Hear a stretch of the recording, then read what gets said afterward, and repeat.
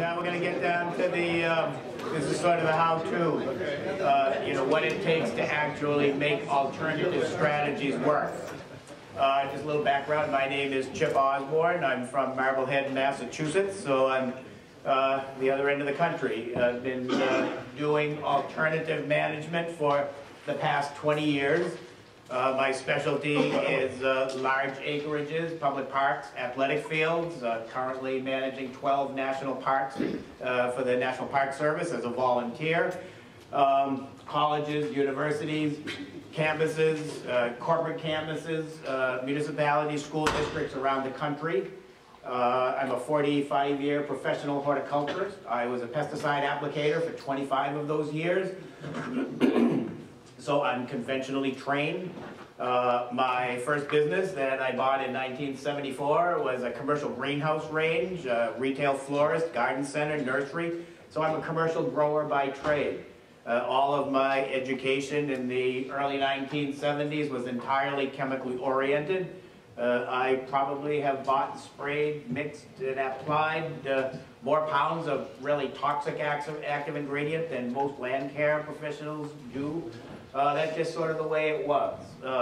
You know, I was doing things in 1974, 5, 6, 7 when pesticides were only 25 years old. And there were so many unknowns then, and I think you get the idea that there's a lot of unknowns now. And I was using things that we were told that they were safe, and within 5 years they were off the market because they weren't safe. So the testing is limited. The testing is done you know, in a laboratory by the manufacturer, and it's not really explored until it gets out in the world and you start to see what happens. So that's my training. But by mid-1990s, I realized that I was on a chemical treadmill, that I was applying product, and I was never really solving any problem. So when you look at an insect or a weed or a disease, the important thing to remember is that's not the problem. That is a symptom. So those are simply symptoms that something is wrong within a system, that something's out of balance, and that system, you know, that symptom begins to present itself. There's always an underlying problem. If any of you manage sports turf, you know that you get certain weeds that move into sports turf if the soil is very compacted. We know that we lose grass cover in goal mouths or at field centers. The weed or the bare spot is not the problem. That is the symptom. The problem is simply underlying compaction. If you solve the problem of compaction, you will then be able to grow grass again on that bare spot, or that weed will generally go away without a chemical. So I was on this treadmill. I was just treating symptoms year after year after year, and those same symptoms kept reoccurring. It wasn't until I began to break away from the chemical mentality and understand that if I got to the root of that symptom, where that problem was originating, and solved that problem, I could be successful. In a greenhouse environment, it was far more difficult to manage pest pressures than it is out in the real world, because in the real world we have natural checks and balances in place. In a greenhouse you don't. It's a complete artificial environment. So the idea is that when we began to think about these alternative strategies 20 years ago, what happened back then was simply an interest began to grow, and it came out of organic agriculture. Well, if we can do this, the National Organic Program, you know, began in 1990. And then there began some interest in the mid-late 1990s to move that practice to land care. And it was always thought of in the beginning as a product-for-product swap, and it still is today. I had a document sent to me last night in my hotel room to analyze, and they were doing, a municipality back on the East Coast was doing a cost analysis of conventional management versus organic management. And what they were trying to do is simply swap out the product. We found out 20 years ago that that failed miserably. What was happening was we were using a synthetic fertilizer, one of the, you know, doesn't matter which one it was a synthetic water-soluble, salt-based fertilizer. What is my organic alternative? I was using this for grub control, or this for insect control, or this product for weed control. What is my organic alternative? Some of you that have a familiarity with organic materials may have heard of a material called corn gluten as a natural pre-emergence herbicide. That became the product swap out. It doesn't really work. It's a great fertilizer, it's a great source of nitrogen, but efficacy there for pre-emergence weed control is not significant. So that product swap out became the method of moving towards alternative strategies, and it was largely unsuccessful. My first slide here talks about a systems approach, and that is, with my 20 years of experience, that's how I've been successful, is I'm addressing everything that I can see, and most importantly, everything that I can't see. So that whole system that begins with the soil, and those microbes that live in the soil, the root of the plant itself, and then how that plant fits into a larger ecosystem. So for those of you that grow grass, that is which is more than half of you in the room, that grass is the system. What you're going to get from me today is I travel out, I do this I take 2 days to talk about, and I do courses around the country where I do 2 days talking all about grass. So in the 3 hours, we'll try to keep you guys on track. There's going to be a sort of the higher level overview.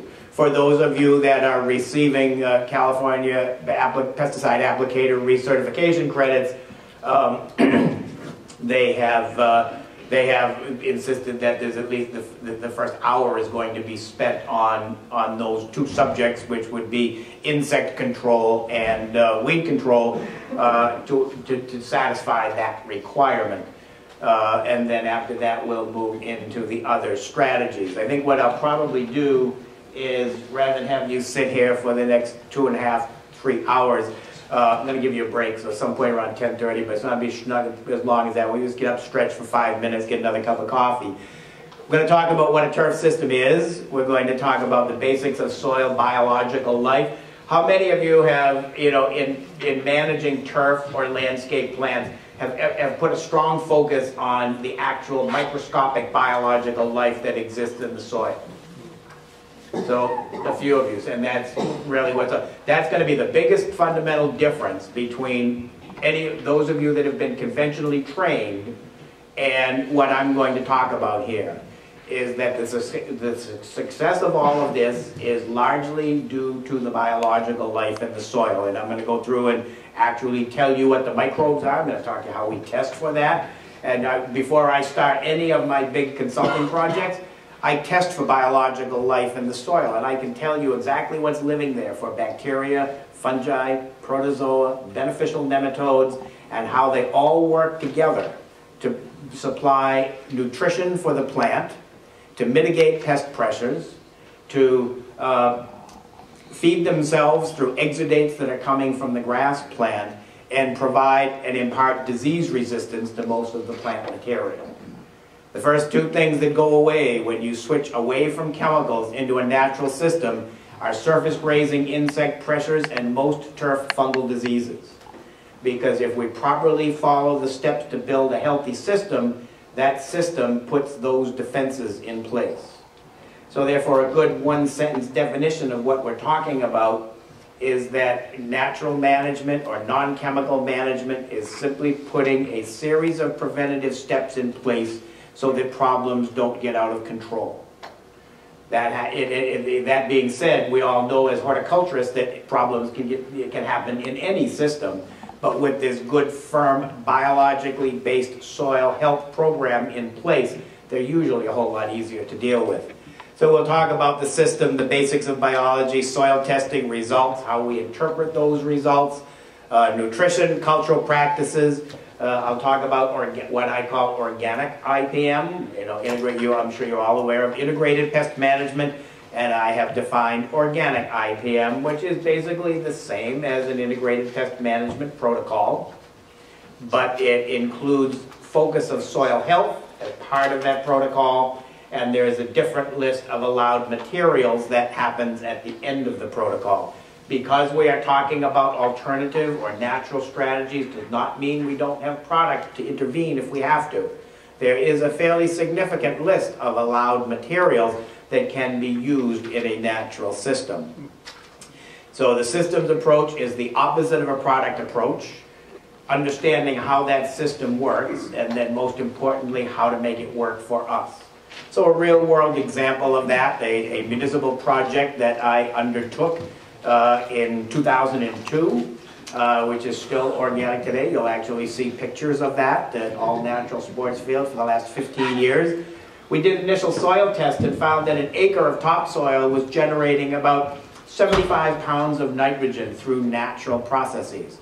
After 5 years of the thoughtful approach and a thoughtful choice of the right organic product that not only met the needs of the turf, and this was all sports turf, that met the needs of the turf, but also focused on the soil, at the end of that 5-year period, those same acreage was giving us now 175 pounds of nitrogen, independent of any fertilizer application. So in the case of that municipality, their budget for fertilizer dropped dramatically, and they actually were able to save $8,000 or $9,000 that they did not have to go out and purchase in the way of fertilizer because that system was giving that to them. So this is my most important slide of the morning. This is the systems-based approach. Threefold concept. So this is the marriage or the integration of these three concepts. Basic understanding of soil biology. So when I talk to a non-professional group, I say, you know, simply at some point a high school biology teacher put up their hand and said a handful of soil is alive. It contains beneficial, mostly beneficial microorganisms that nature put there to grow things. That's what those microbes do. Those microbes exist in the organic matter fraction of the soil, and they are largely responsible for the delivery of nitrogen to plant material. Exclusive use of natural organic product, meaning if we try to eliminate synthetic fertilizers and pesticides and continue, if our goal is to eliminate synthetic fertilizers and we do not eliminate the salt-based products, then we're going to have trouble. So synthetic salt-based fertilizers actually create a dependency upon synthetic pesticides. So if we get rid of pesticides and we want to stay off of synthetic pesticides, our focus now needs to be fertilizing with natural organic fertilizers. Because natural organic fertilizers are not salt-based. Natural organic fertilizers feed the biomass. So we now talk about feeding the soil, and the soil in turn feeds the plant. Those synthetic water-soluble fertilizers that we all use and that I used to use all the time are just that. They are mineral salts. The plant knows no difference. The plant doesn't know the difference between synthetic fertilizer or organic fertilizer. But what the difference is that the salts in synthetic fertilizer diminish the biomass, where the nitrogen from in the organic form from organic fertilizers builds the biomass. So we get rid of synthetic pesticides, we need to get rid of synthetic fertilizers. And then what I call revised cultural practices. Cultural practices are things that all land managers know about, that aeration for the relief of compaction, proper watering. If we're managing grass, it's removal of an excessive thatch layer, seeding and overseeding a turf system. All of that as cultural practices has kind of been pushed to the background with synthetic product use. So it is, you know, if we're doing a sports field, we know that in order for that soil to be well aerated and to be containing enough oxygen to support the root of the grass plant, enough oxygen to support the biomass, we want to aerate 3 to 5 times a year. If we're not aerating 3 to 5 times a year, we're going to have weed pressures come up. And when we talk about compaction, I'll tell you why. There's something, physical changes happen in that soil when it gets compacted. So we get compaction setting in, we get certain indicator weeds pop into the system, we reach for a selective herbicide to get rid of those weeds, we reach for a synthetic nitrogen source to give a short-term 4 to 5 week boost to the grass plant, and that sort of is the end of it. What doesn't happen in the bare spot doesn't fill in, because there's no amount of grass seed or fertilizer or anything that's going to change that bare spot until we get rid of compaction.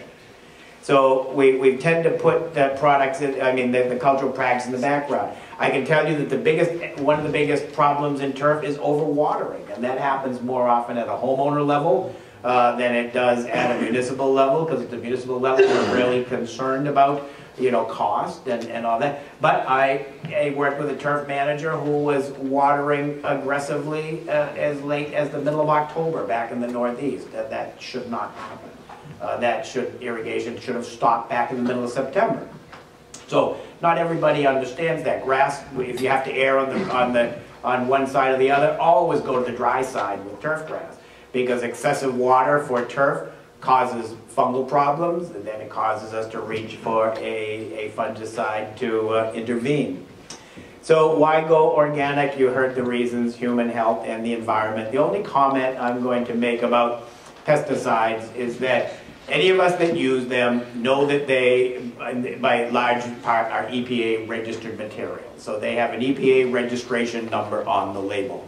I'll talk at some point about the group of products called 25B exempt, or minimum risk pesticides, where the EPA has determined that they do not pose significant toxicological threat to human health or the environment, so they are exempted from the registration process, and those products are the ones that some of those products are the ones that we can use in an organic system.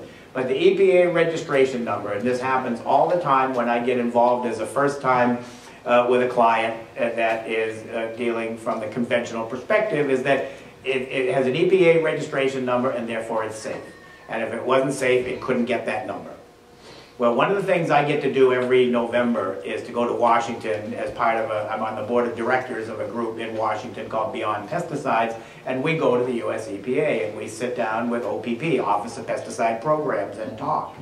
And the first thing they tell us is that, you know, there is no implication of safety with the EPA registration number. You know, all pesticides are toxic to some degree, even organic. I mean, because a product is natural or organic does not mean you throw caution to the wind. You have to be careful with everything. But the organic pesticides or the natural pesticides are generally not associated with long-term human health, that lower level of toxicity.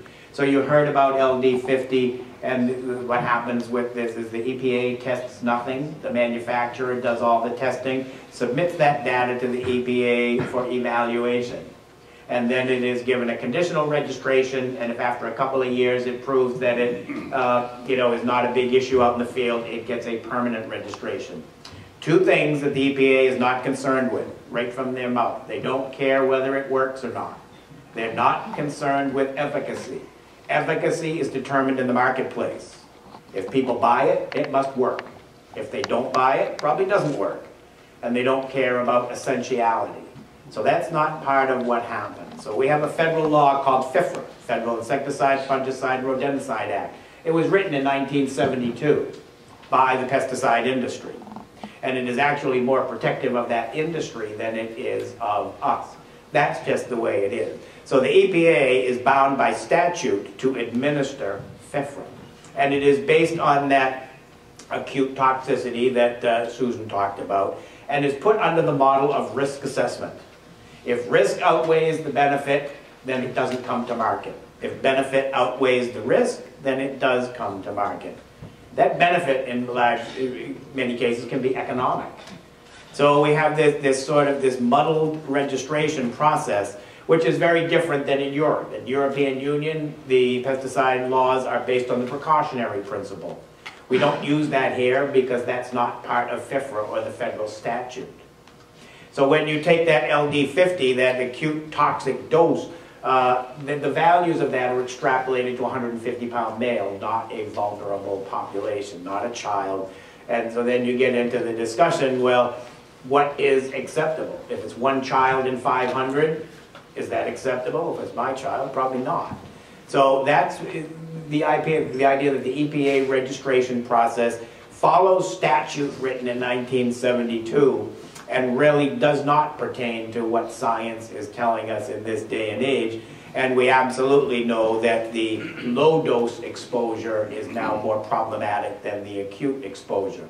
The other quick thing I just wanted to tell you is that when when we use those Trimec or when we use Speed Zone, that product has never been tested. No one has ever tested 2,4-D, MCPP, and dicamba together in one bottle with a combination of inert ingredients. All that's ever been tested is the pure active ingredient of each one of those 3 compounds. So the metabolites are not tested, the breakdown products are not tested, the synergistic effect is not tested, nor is that combination tested.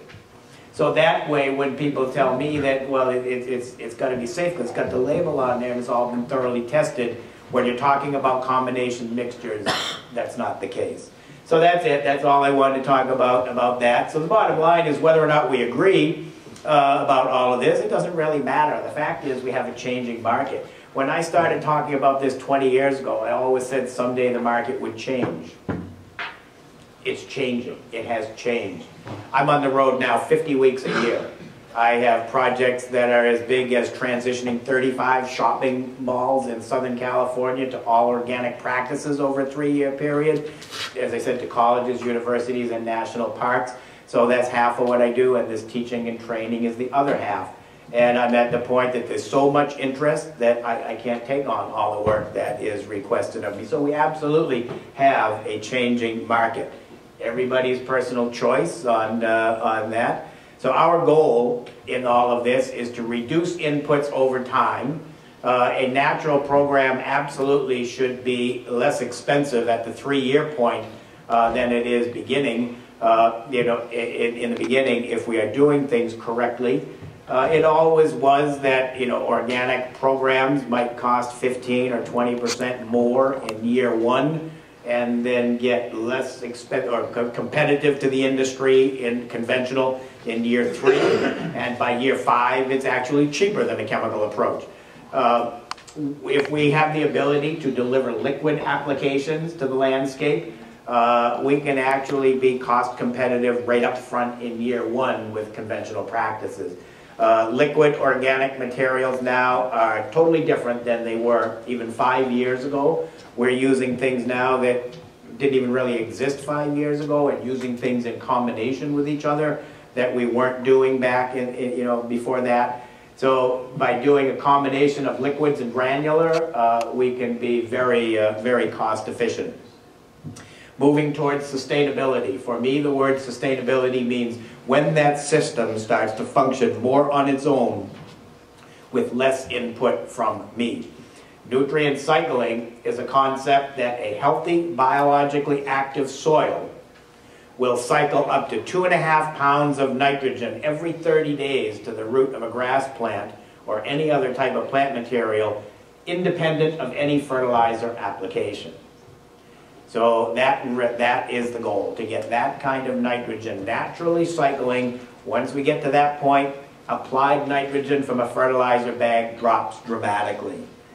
So how do we mitigate pests in a natural system? We strive to build healthy, biologically active soils. When an insect lays its eggs in the soil, they're microscopic, pretty close, and a healthy, aggressive biomass will use that as a food source and keep a lot of them under control. We need to employ good, sound cultural practices, good decision-making protocol in place, and then we intervene with product if and when necessary. So integrated pest management is simply a decision-making strategy. So integrated pest management guides us through a series of steps that allow us to make decisions on trying to mitigate a pest without the use of any other material other than good, sound cultural practices. So the process takes us through scouting and monitoring and sanitation, and then developing appropriate threshold levels. If I have a beetle larvae in there as a white grub that is causing a problem and I have 4 or 5, I'm not going to treat with anything, organic or otherwise, because I'm well below my threshold level where any damage could happen to that system. So then as we move through this decision-making strategy, then if all of these practices, if all of these cultural steps and threshold levels do not meet the needs of mitigating that pest, then we reach for the least toxic material, and if it doesn't work, we can move to something stronger. What is not good IPM is the IPM toolbox mentality. I've sat around the table with Scotts and Dow and DuPont and Syngenta and Bayer and me as the one organic voice. And I'm told that I don't need this organic because we have an IPM toolbox. And in that toolbox, we have all of those IPM protocols that I just talked about, and we have pesticides. And they tell me that if I can most quickly, efficiently, and in a cost-effective way mitigate that pest by taking pesticides as the first tool out of the box instead of the last tool out of the box, then that is good IPM. That's not what IPM was developed. That is the industry version. I was just talking with an extension agent from Penn State University last week. I was in Pittsburgh doing a speaking gig with, and she and I were together on the same day. And she stood there and said, absolutely, that's the industry definition, but that's not the university definition of IPM.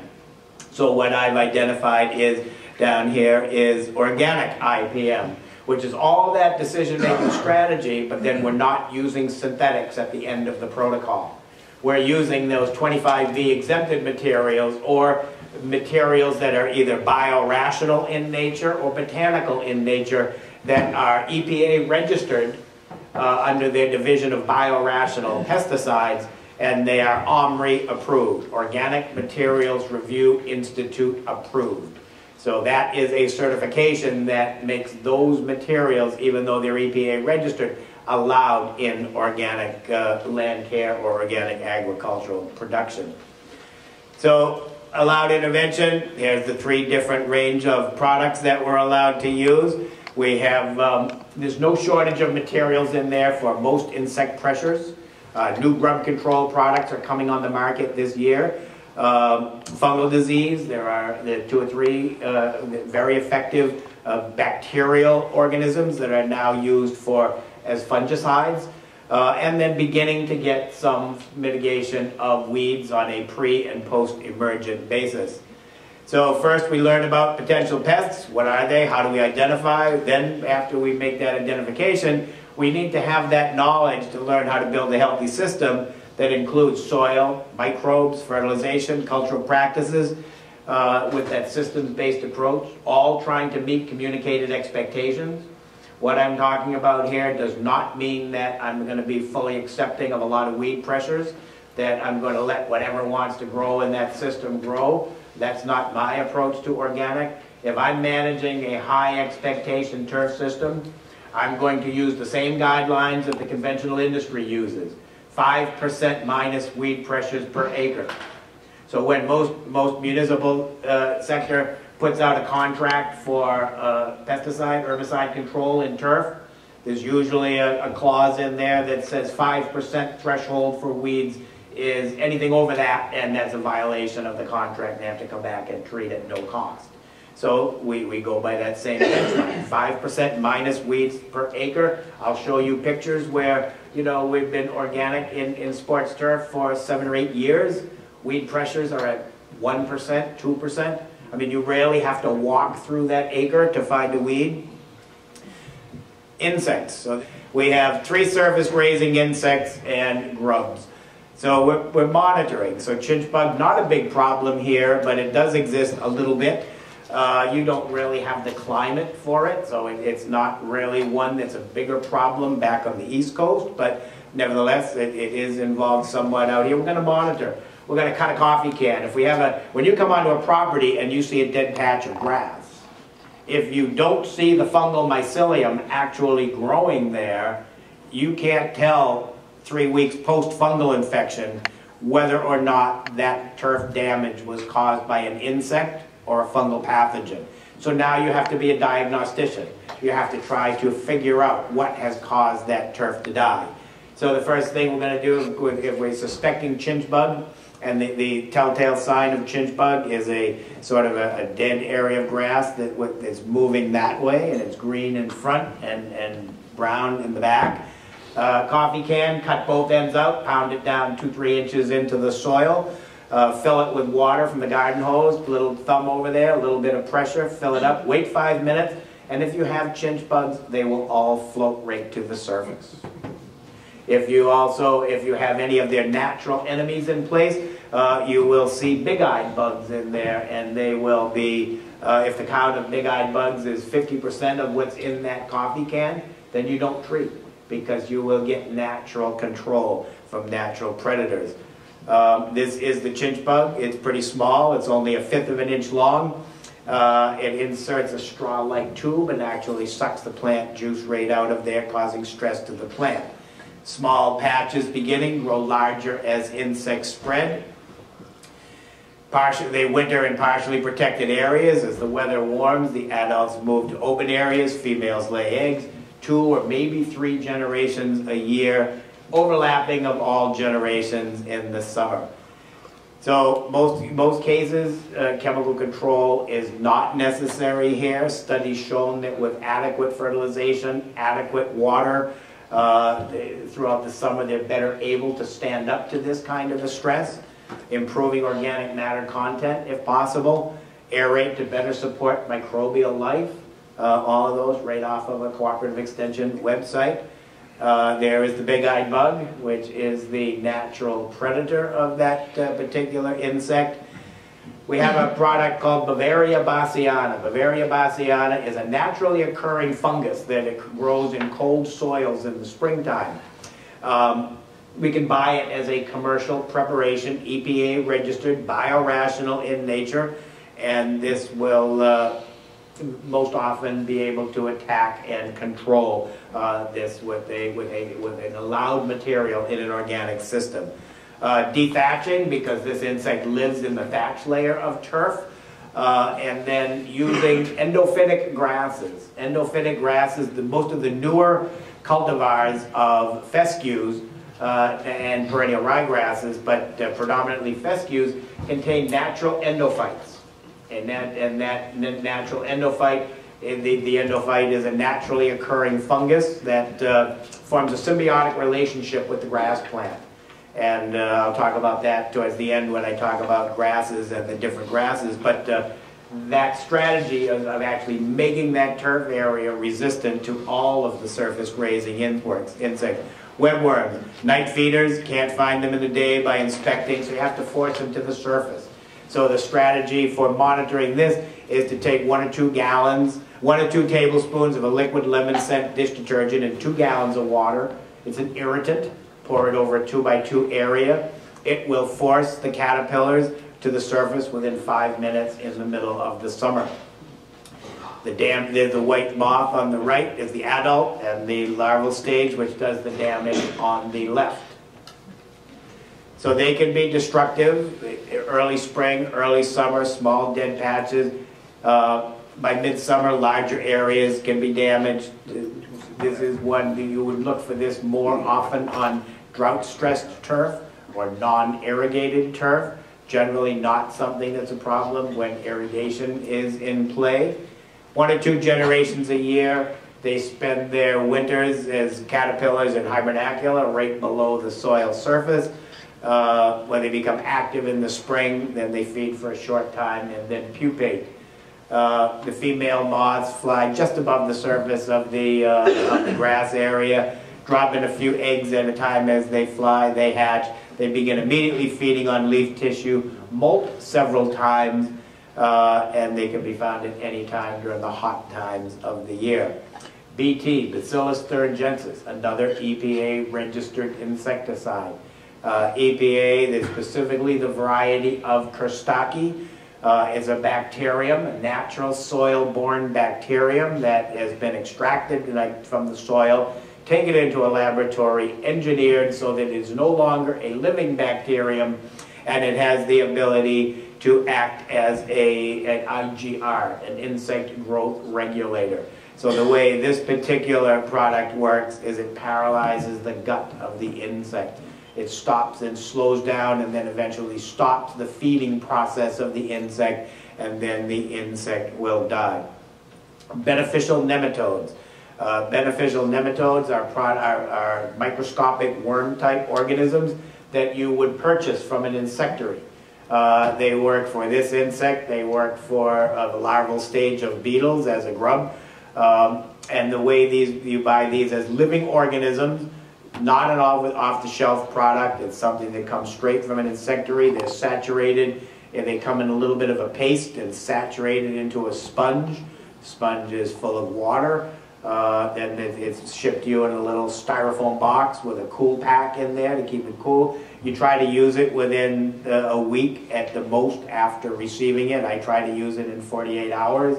And what happens with these microscopic worms in these nematodes in the soil is that they will find their target pest and they will either penetrate through the exoskeleton, in other words, they have very sharp teeth, they'll go right in through the exoskeleton. They can also enter through the anal cavity or through the mouth parts, and once they get inside the insect, they release a bacterium that is toxic to that insect. The insect dies, the nematode lays eggs that hatch and grow in the decomposing cadaver, and then they go out in search of other target insects. Number one is it's not going to work effectively on a non-irrigated site.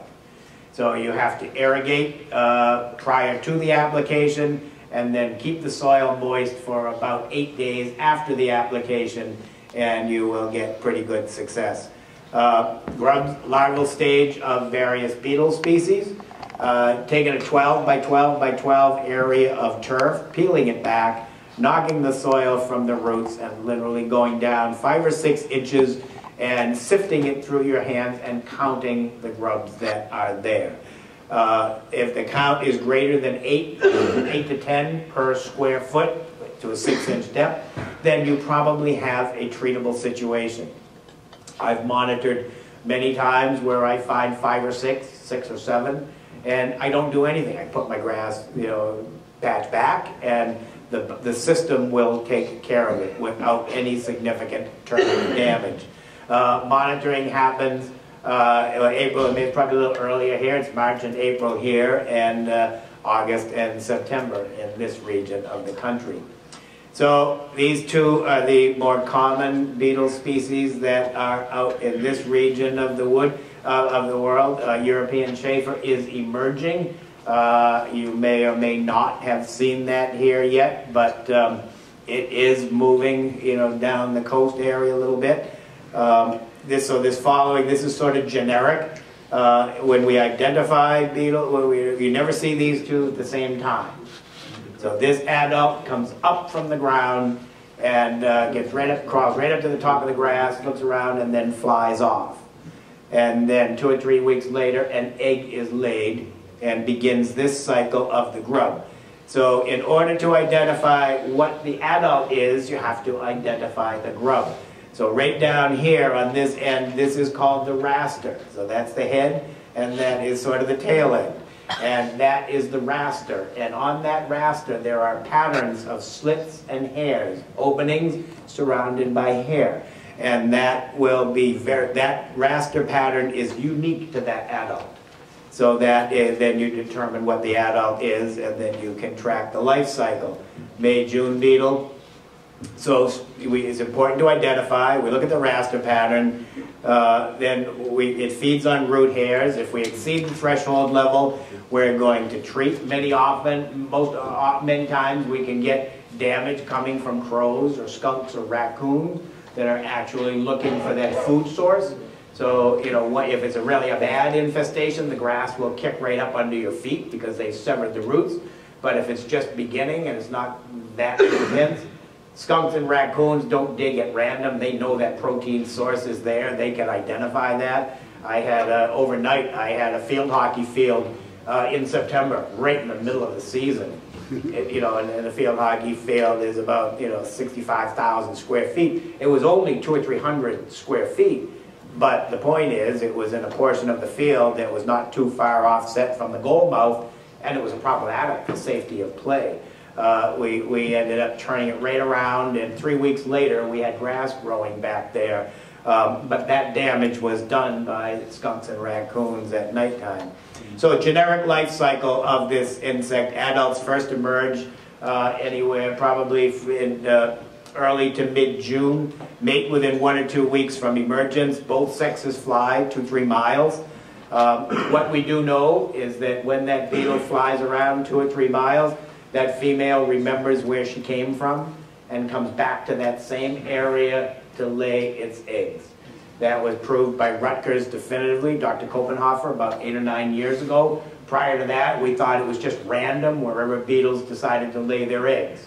But they really do come back to that same area. So if you had an identified grub problem last year that was not treated, it is in all likelihood that you will have that same problem again coming up in the next year. They lay 2 to 3 eggs at a time, producing 20 to 40 eggs in a life cycle. And they move in what's called instars.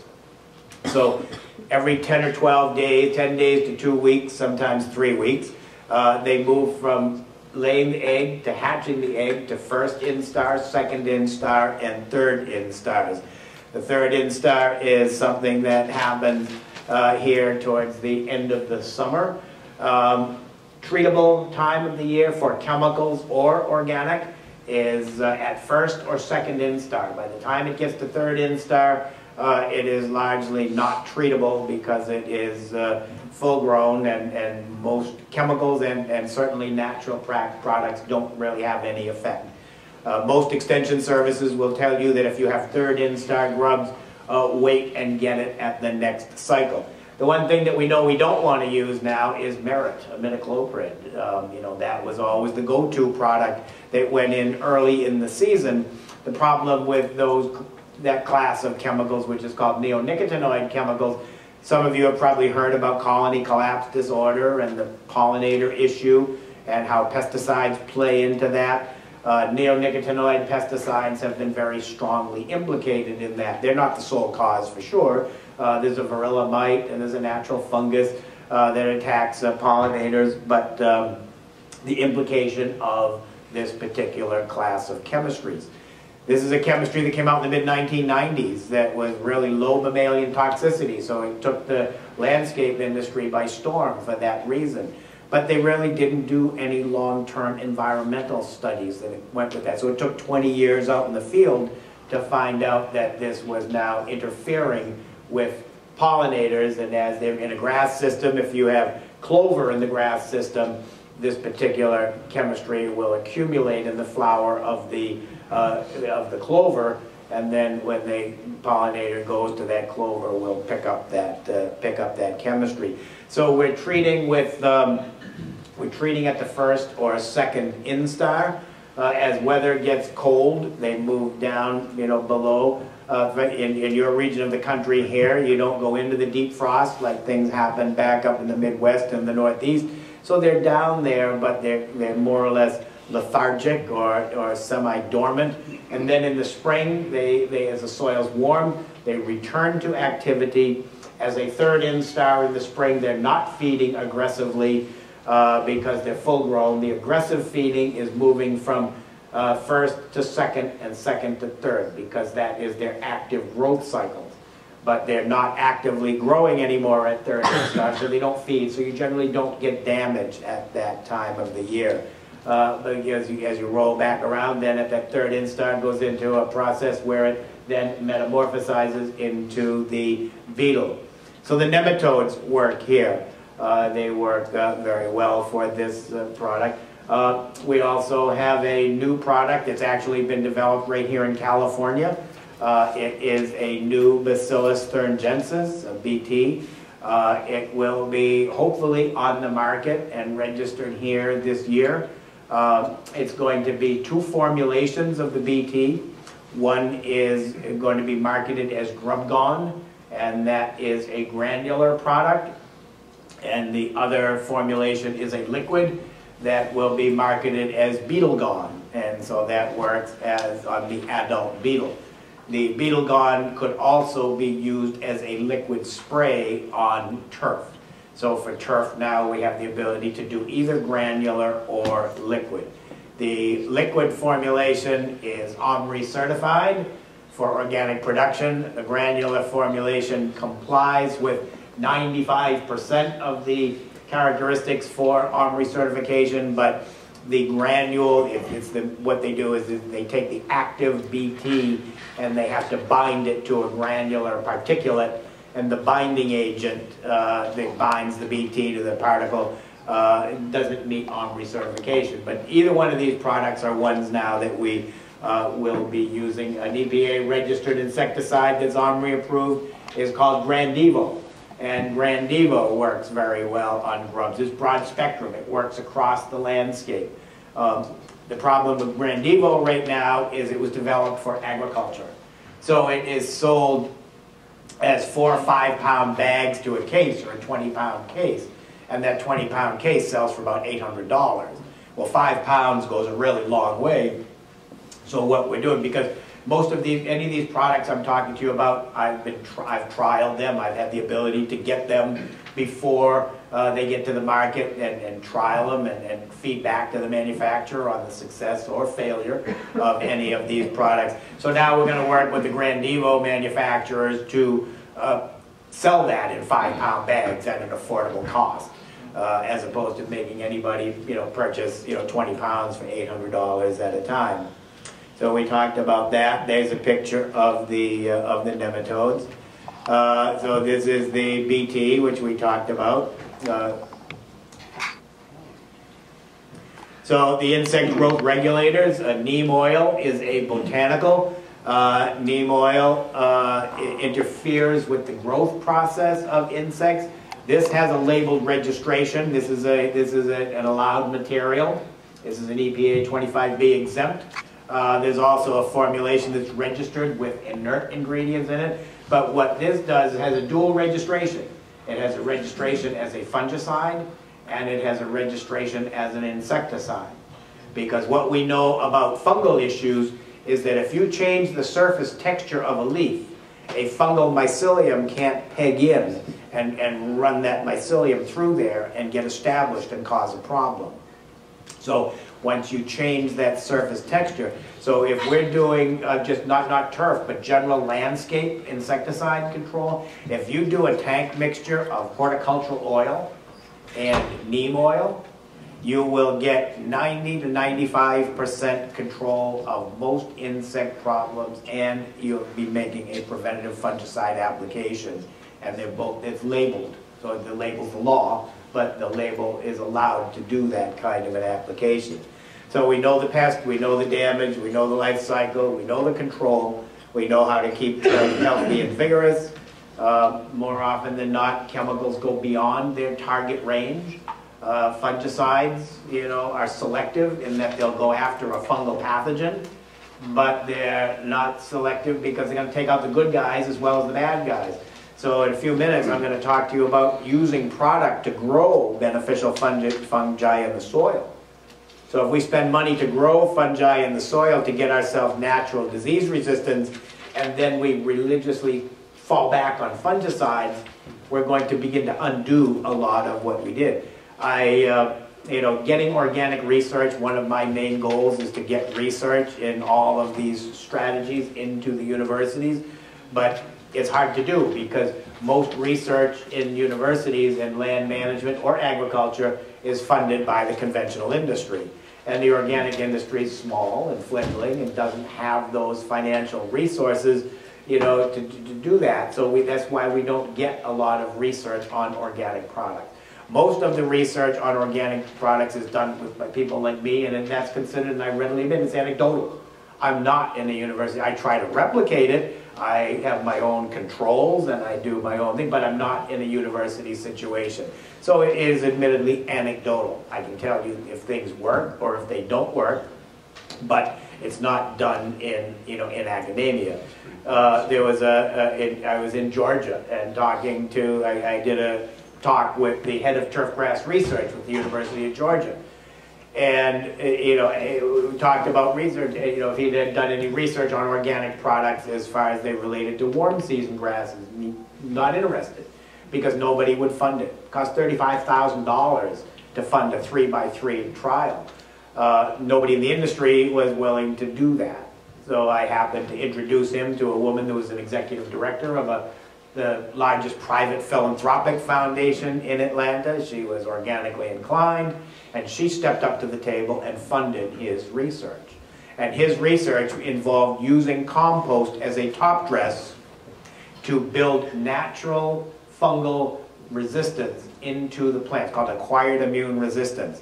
that if you use the beneficial trichoderma fungi and other beneficial fungal organisms in compost in a way after a 1/4-inch top dress application, you can mitigate most fungal pathogens, and you can suppress rhizoctonia, you can suppress pythium, you can suppress some fusariums, and you can end up doing that. And so that was the fundamental framework for that trial. So then when he and I both went back to this same conference 2 years later, did the same talk together, and he reported on his research, and he did all these things that we talk about organically, but then he told us that he made a chemical fungicide application just in case the compost didn't work. So all of that beneficial stuff that happened in the compost with that one chemical application, 75% of that was undone. And it just didn't work. But that's the conventional mentality that, it's a hard concept, believe me, because I was so conventional. It's a hard concept to think that you can take care of an insect or a fungal pathogen without applied product. And it takes a long time. You have to really try it and see it. I've got athletic fields that we've been managing since 2002, completely chemical free. I have not once had to intervene with a fungicide. The only time I've intervened with a fungicide is when I transitioned golf, because golf is a unique situation where if I'm doing sports turf or public parks, I'm going to stop all my chemistries and synthetics cold turkey and then begin to build a healthy system. Golf is a situation where you pull something out and you put something in, and then you pull something out and put something in, and it's a process. Transition, I'm going to talk to you about transition. To transition a homeowner lawn, year and a half. Transition sports turf or public properties, 3 years. Transition golf, 5 years. So I bought my first Monsanto product of my life this past fall. It was a natural bacillus bacteria-based fungicide. That it works. It worked so well that Monsanto got into the market because they wanted simply money. They just wanted the revenue. They obviously are not organically inclined, but so I had 2 fungicides that I purchased for the golf course that both bacillus-based, and we alternated. And it worked. We had Dollar Spot moved into one of the greens on a transition basis, and we stopped. We arrested that pathogen, boom, within a week, using bacterial organisms as opposed to more traditional chemistries. So we'll talk a little bit about weeds. Annual weeds. Annual weeds are those weeds that germinate, flower, set seed, and die within a single year. Summer annuals emerge as soil temperatures warm in the spring or early summer, continue to germinate throughout the summer, and they're killed by frost. They're more difficult to manage in the cool season regions of the country because they're more suited to hot summer conditions than the grasses that we grow. Crabgrass is a warm season grass, so as temperatures get warmer, it's more conducive to growing that weed than it is to growing good grasses. Those are our primary annual warm season, and then we have winter annuals. Germinate from seed in late summer, early fall, live through the winter, flower, set seed, and die out when it gets hot the following summer.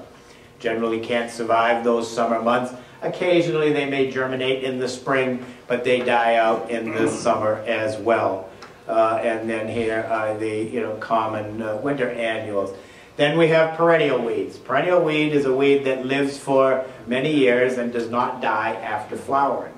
The difference between perennial plants and annual plants, whether it's a weed or whether it's an annual geranium or a perennial Shasta daisy or a coreopsis. The difference between annual and perennial is that perennial material has the ability to store large amounts of carbohydrate in its root system. And it is that carbohydrate storage that allows it to come up the next year. Annual plants use all the carbohydrate they produce in photosynthesis for their growth, but they do not store any in the root system. That's why they die when the weather gets cold. Perennials then get broken down into 2 different categories, simple perennials and spreading perennials. We simply identify by looking at the root system. So simple perennials are plants that grow singly with their own root system.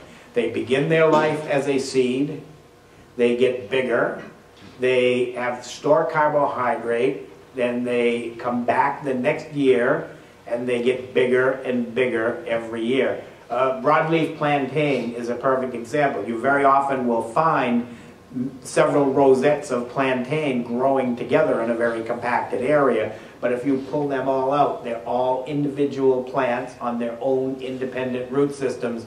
Nothing is joined together under the ground. Spreading perennials, these perennials that have the tap roots that grow vertically, this is dandelion, this is plantain, relatively easy to control with turf density. So as you thicken the grass, these are the weeds, when we talk about a thick turf, chokes out weeds. These are the weeds that can be choked out. Spreading perennials are very different. They are joined under the ground. They reproduce, they start their life with sexual reproduction as from a seed, but then they spread by rhizomes or stolons, which are horizontal stems. A rhizome is a below ground stem, and a stolon is an above ground stem. So they spread vegetatively, and so you can get many more plants happening very quickly in this type of a situation. Nutsedge, ground ivy, bindweed, crackgrass, all rhizomatous. White clover is stoloniferous. So clover and grass grow together in perfect harmony because of the way grass reproduces, either with rhizomes, if it's Kentucky bluegrass, or as a tiller, if it is fescue or a Kentucky bluegrass is rhizomes, and then perennial rye and fescue are tillering grasses. Stolons are above ground stems, so it's a perfect harmony. They grow together very well. Now, I'm not the person that's going to necessarily stand here and brand clover as a bad guy. It really was the industry that identified clover as a weed. Clover is a nitrogen fixer, so clover is a member of the legume family. The legume family has the distinct ability to take atmospheric nitrogen, bring it into its system internally, fix it, and then push it down as an exudate into the root system. There's little nodules on the root of the clover plant that collect this nitrogen, and then bacteria come in and take out that nitrogen, the N2 gas, convert it to ammonium nitrogen, which is one of the two inorganic forms that the plant can use. And then nitrifying bacteria come in and grab some ammonium and convert it to nitrate. And that is the other inorganic form that the plant can use. So clover takes the ability to take nitrogen from here and put it down in the soil for the plant to use. So that really, in that respect, it is beneficial. But we have been taught to brand it as a weed. So people have different perceptions of it. I'm not going to judge one way or another. I have projects where there's no tolerance for it. And I have other projects where there is full acceptance for it. Dr. Frank Rossi, who is one of the nation's leading turfgrass researchers, right now based out of Cornell, 2 or 3 years ago, talked to a group that I attended and said that within 10 years, he would be telling everybody in the room to sow micro clover, which is a new hybrid of white clover that has very small leaves, very small flowers. It only grows up to be about to an inch, so it's below the canopy of the grass, but it fixes nitrogen at the same rate that Dutch white clover does. And he will tell everybody to put clover in every turfgrass system, and you will reduce nitrogen fertilizer by 50%. So that is a different way of, even conventionally now, a different way of looking at clover as a plant. So simple perennials can be controlled by turf density. Spreading perennials are more difficult. Crabgrass. Crabgrass probably doesn't need a whole lot of explanation. It is a warm season grass. It's a first cousin to the corn plant. So it responds dramatically to applied nitrogen and warm temperatures. One plant can produce 150,000 seeds and tiller 700 times in the course of a season. So it is nature's survivor. Likes the high temperatures. It has a physiological makeup very different than the grasses that we grow. It grows below the mowing blade. I mean, I'm managing crabgrass right now on a golf course, green and a tee box, where the green is at 3/16 minus and the tee box is at 3/8 of an inch. And I've got crabgrass under there because no matter how low you drop that mower blade, it's going to spread itself out and go to seed below that mowing height. So improving turf density for non-sports turf, 3 inches mowing height, thickens turf, shades soil, proper fertility to support vigorous lawn growth, eliminates synthetics. In order for any seed to germinate, and annual weed seeds are the same, you need 3 things to happen to come together: light, soil temperature, and moisture. They all come together at one time, you will germinate seed. So in this region of the country, 50 to 55 degrees soil temperature is the benchmark for successful germination. So if you have a drought and no moisture, you're not going to germinate seeds. If you cut grass at 3 inches, you can't get the light intensity down to the soil surface anywhere near to the degree to germinate the seed. And if you have cold temperatures and temperatures below, then you can't germinate the seed that way. Broadleaf plantain, indicator weed of compaction. So on those heavily used sites, this becomes something that is problematic. Like some of the weeds that we deal with, it tolerates good soil. So as we improve soils, we're getting healthy weed growth as opposed to healthy turf growth. So we begin to understand that, and then we learn how to manage that. And there is that weed there. So let's see, I did all that. Dandelion doesn't need a lot of explanation there. It is one that will crowd out. When I do my longer presentations, I have pictures where I'm actually showing thickness of grass choking out. You know, it sounds crazy, but you can actually use nitrogen fertilizer as an herbicide. There's a direct correlation between applied nitrogen and increased density of turf. In other words, when you apply nitrogen to grass, it grows that. Sorry about that. It grows that way, it grows that way, and it grows sideways. It is that horizontal extension that is the reproductive part of the plant. So nitrogen makes it grow sideways more rapidly.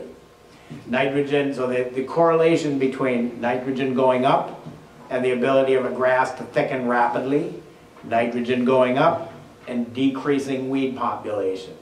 So I did a trial last fall where I had a little bit of crabgrass and a few dandelions into one of my trial sites. I could have reached for one of the new organic selective post-emergence, and I didn't. I opted for 3/4 pound of nitrogen per 1,000 square feet, and you know what? All of it went away in 4 or 5 weeks.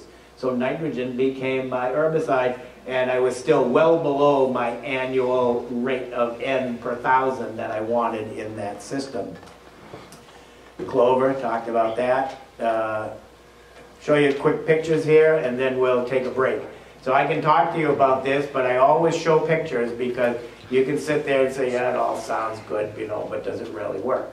Well, pictures are the only thing that shows that it works. So this is Boulder, Colorado. I've been working with them since 2010. All their municipal space is now all 100% organic. If you go to downtown Boulder to their municipal building, which is right there where Boulder Creek comes out of the mountains, it's 100% weed-free. I mean, not even 5% weed threshold. You would not believe, unless somebody told you, that this system was managed in a chemical-free nature. So we went through all the parks in Boulder, and I did a review of all the properties and then showed them how to transition. They showed me this when it came to this, and they were going to tear this up and redo it. This was only 6 years old, and it was so bad that they were just going to rip it all up and start over and not even bother to put in the program. And I said, well, you know, a challenge is always good, so let's do it. This was done, the program began in 2011, was nowhere near as sophisticated as we are now in 2017. This was a basic program that involved aeration, it involved organic fertilizers. I think there was one compost top dress. It didn't need to be dethatched, it was regulating irrigation, and just those common things that we talk about. So it was a neighborhood park, cool season grasses, same grasses were growing here. There's when the pictures were taken, both during the active growing season. The program began in 2011, no synthetics were used, very compacted. Bare spots, challenge, puddles from irrigation. It's squished when you walked on there. You could smell it. It was anaerobic. The smell of anaerobic, meaning low or no oxygen. So what happens when soils go anaerobic, which can happen from waterlogging or compacting? Alcohols are produced under low oxygen conditions. Alcohols kill off good biology. Bad biology, or those pathogens, can support themselves with anaerobic and alcohols. And what it takes 1 part per million alcohol to solubilize cell walls of grass plants, and you can get up to 25 parts per million in an anaerobic situation. So when you get compaction, you get low oxygen, it's anaerobic, and it's not just that the grass is being ripped up and torn out by that. So here it is, before we began, mid-August. That was the core sample. That's as far down as I could get. It was that compacted. That's what I got out of it. It's all thatch. I could not even get to soil. There's nothing healthy about that. Minimal turf density, unhealthy. A lot of weed pressures in there. There's dandelion, there's knotweed, there is clover, all kinds of problems in there. And in 3 years, this was moving through transition. And there we are now with same shots where weeds have been replaced by grass because we simply changed the system to support the grass plant and discourage weed populations. And we didn't just meet their expectations, we exceeded it. So when I was there the first time, there was nobody on the park. It was a miserable place to be. And when I went back 3 years later, there was a guy with a guitar playing over here, a bunch of kids, the swings were being used, and it was now the neighborhood park that they wanted. Another project in Colorado, heavy synthetic use. This is all public parks and high-profile sports turf. This is sports turf here. They were doing pretty much 5 to 5 1/3 pounds of soluble nitrogen a year. 2 applications of a Trinect type product, liquid applied, one in May and the other in October. It was 100% weed-free when I started. Here we're almost a year and a half later. Now this was a more sophisticated program. This involved all the soil health and soil building materials. And as you can see, one of the things you probably heard is if you stop chemicals, weeds are going to come in and destroy the system. Insects are going to come in and you're going to end up with a mess in a really short time. Here we are a year and a half later and you can't find a single weed moving in here because the biological approach that we took with the soils have met these expectations. This is a 7.3 acre sports complex. And you can't, this is a situation where the park superintendent and the facility, the turf manager, really weren't in favor of this program. They didn't want to do this. They liked their chemicals, they wanted to stay with chemicals, but it was mandated by city council as a response to the community. And we picked, it was like 900,000 square feet out of 3 million that we worked on, and so they were very critical, but there's nothing to be critical about here. But he walked right out into the middle up here and pointed to 1 bindweed plant in the middle of all of that. And because they stopped using Roundup on the perimeters, which I wasn't involved in, I was only doing grass, and 1 bindweed seed blew in. And so right there, the whole program was no good because there was 1 bindweed. And I reached over and pulled the bindweed out and put it in my pocket. And I said, now it's weed-free, good IPM. So that is sort of, you know, the idea that, you know, you can do this, but it's all really about how, here's one of my, these is 8 years now, all natural. And here on close-up, this is, it's just good density. Here is baseball. And here is field hockey, chopped right down to 1.75 inches minus, so putting that grass under big stress, and still able to maintain that system. Of course, when we do that to turf, we take strategies to balance it off, you know, to build back in the reserves.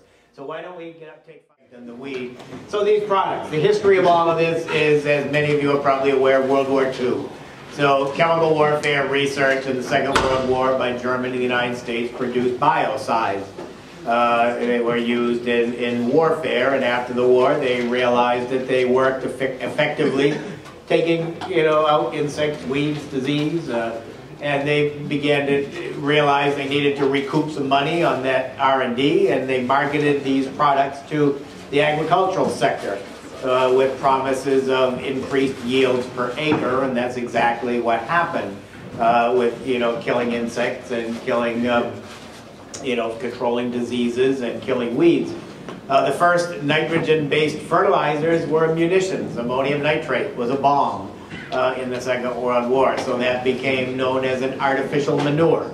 Prior to using ammonium nitrate, they were manuring or cover cropping or composting to return nutrients back into ag fields.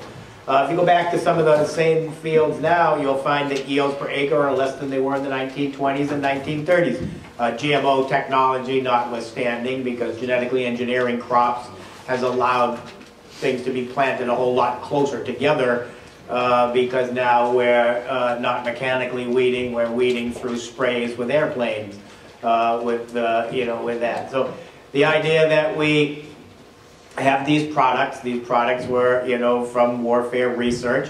And once that agricultural market got saturated in the early 1950s, they began to market it to the private sector, to residential, to municipalities. One of the first things they did was branded that clover as a weed. Clover was part of all grass seed mixtures prior to the war. There was no real such thing as lawn fertilizer, prior to the war. Lawns were cut at 3 inches. The grass clippings were always recycled back in the system, which is what should happen all the time. It's us in the landscape industry that developed the concept of bagging and removing clippings. There's nothing science-based about bagging and removing clippings. If you recycle a grass clipping back into a turf system, it will be decomposed into valuable organic matter, and it will return close to a pound of nitrogen in a year back to that system. Every university that has a turf school, and on any of their extension websites, will say that recycling grass clippings is absolutely the best management practice. So prior to the war, white clover was in every grass seed mixture because it fixed nitrogen naturally. We recycled the grass clippings, we added more nitrogen back in. So clover will account for a pound of nitrogen, and recycling grass clippings a pound of nitrogen. So therefore, with no fertilizer back in the day, we were getting 2 pounds of nitrogen, which is the number that, can be associated with sort of those modest expectations where it looks nice. It provides a nice lawn on visual inspection from a distance, meaning a drive-by. But if you are really looking for the higher expectation, 2 pounds probably isn't enough. If we are, when I talk about managing higher end grass, I'm going to always talk about it needs 5 pounds of nitrogen per 1,000 square feet per year. The difference in what I do is if we were doing conventional materials, we would be doing 4 or 5 1-pound applications of a synthetic salt-based nitrogen source. If we swap that out to organic fertilizers, we only need 3 pounds of nitrogen for the highest expectations because of the way the product works. Organic fertilizer works very differently than synthetic, and I'll talk about that in a little bit. So that's sort of the industry, how we got to where we are. The lawn care industry, or really managing grass seriously to these newer expectations, and again, remembering that it was an industry that created the expectations that we have. I'm the first one, it always strikes people as funny as a grass guy when I stand here and say there's too much grass in the world, because there is. We've been guilty all along of forcing grass where it does not belong. Landscape architect and design, and they readily admit if they have a question on what to put there, throw grass. And it really isn't right. I have a client that I don't do residential at all. I train landscape contractors that focus on residential. I manage 4 or 5 large estate properties that are really significant properties with really high expectations, and on those properties there's turf, there's pasture land, and diverse environments over the 5 properties. I have one client that has 92,000 square feet of grass. She never walks on it. She never even goes out there. She looks at it from the house and she walks it once a year with me. And I've been telling her for years, you gotta get rid of grass, you gotta get rid of some grass. Let's put in pollinator habitat. Let's put in other plant material. Would never, no, I want my grass. So 2 years ago, I started ripping out the lawn and I never told her. I lost 5,000 square feet here, another 10,000 square feet there, and started just taking out the grass, taking it down to the compost pile and composting it and planting other plant material. And one day we're walking, she said, what's different? I said, well, you've got about 12,000 square feet of grass, less than you did 6 months ago. She loves it. She thinks it's her idea. See, that's the secret. You convinced them it was their idea. So I said, well, Linda, you know, I always thought you'd like a woodland garden coming out of the woods instead of all that grass. So now she is so happy. It was her. So then I went down last fall and I said, I just did a broad sweep with my hand and I said, and that sweep encompassed about 10,000 more square feet of grass. I said, what if I rip that all up and plant something nice to look at in the driveway when you walk in? Do whatever you want. So seeing is believing. Right now she thinks it's her idea. But yeah, there's too much grass in the world. But some grass is always going to remain. Public parks, an appropriate space around residences, golf, sports turf for kids and all kinds of sports. And so now my focus is that's never going to go away and it should never go away. But we need to learn to manage it in a non-chemical framework. We actually joke that the lawn care industry really took off on the first Sunday in April in 1967. Anybody know what that day is? Masters Golf Tournament, color TV, first time was 1967. Grass is kind of a guy thing, and all those guys said, that's what I want my lawn to look like. The industry was ready Monday morning to give it to them. And that is what happened. You know an interesting fact about Augusta National, where they play the Masters? You can only play golf on there for 4 months a year. The other 8 months are grooming it for that Thursday to Sunday for television. So after the Masters, the second week of April, you can play golf till sometime in July. The course is shut down, and all the next 8 months is making it look perfect. I actually did a panel in Georgia with the University of Georgia hybridizer, and Augusta National was all upset because they couldn't get a red azalea guaranteed to bloom on the first Sunday in April every single year. And this guy spent 10 years hybridizing a red azalea that he named Augusta National. So the next year, turn the TV on Sunday and you see the red azaleas there. They are guaranteed to bloom every Sunday and every year on the first Sunday in April for television. So that, and you know, the hardest thing for a golf course superintendent and a golf course, especially the private clubs, is when the members come up to the superintendent and say, how come this doesn't look like Augusta National on TV? Because these guys are out there struggling with real world, and Augusta National's not real world. So this mentality brought the monoculture of cool season grasses, warm season grasses, all non-native. So those of us that are horticulturists realize there's two things that are difficult to manage: non-native plant material in any region of the country or the world, and monocultures. Monocultures that's not, nature doesn't generally grow things in monocultures. So, you know, people tell me all the time. I took part a month ago in a carbon conference, sequestering carbon in soils, and they wrote in. So here I'm this turf guy that goes around the country talking about how I can grow grass without a lot of weeds, and they wrote up the description of my talk and said, Chip Osborne's going to tell us why lots of weeds in all lawns are a really good thing for sequestering carbon. That was kind of. I had to figure out a good way to, in the first 5 minutes, to not totally throw the people under the bus that had me there, but to get the reality that, you know, that's not really my approach. My approach, I get my genetic diversity through grasses. So not just having one base of genetics, but if I'm using grasses, I'm using multiple cultivars within a species, or mixing species together to get a broad base of genetics. C3 grass is what we have here, cool season grasses. C4 grass is warm season grasses. The difference is that cool season grasses begin the process of photosynthesis with a 3-carbon compound. Warm season grasses with a 4-carbon compound. So basically that says that in the south, those grasses are very efficient at photosynthesizing or making their own food in hot weather. Cool season grasses are inefficient in hot weather of making their own food. So that's the difference, and then now we have the concept of the monoculture. All of the C3 grasses came from Western Europe and the British Isles. Warm season grasses from Africa and Asia. And in their own environments, they were never grown as monocultures. It's only since 1950 that chemistry has allowed us to do that.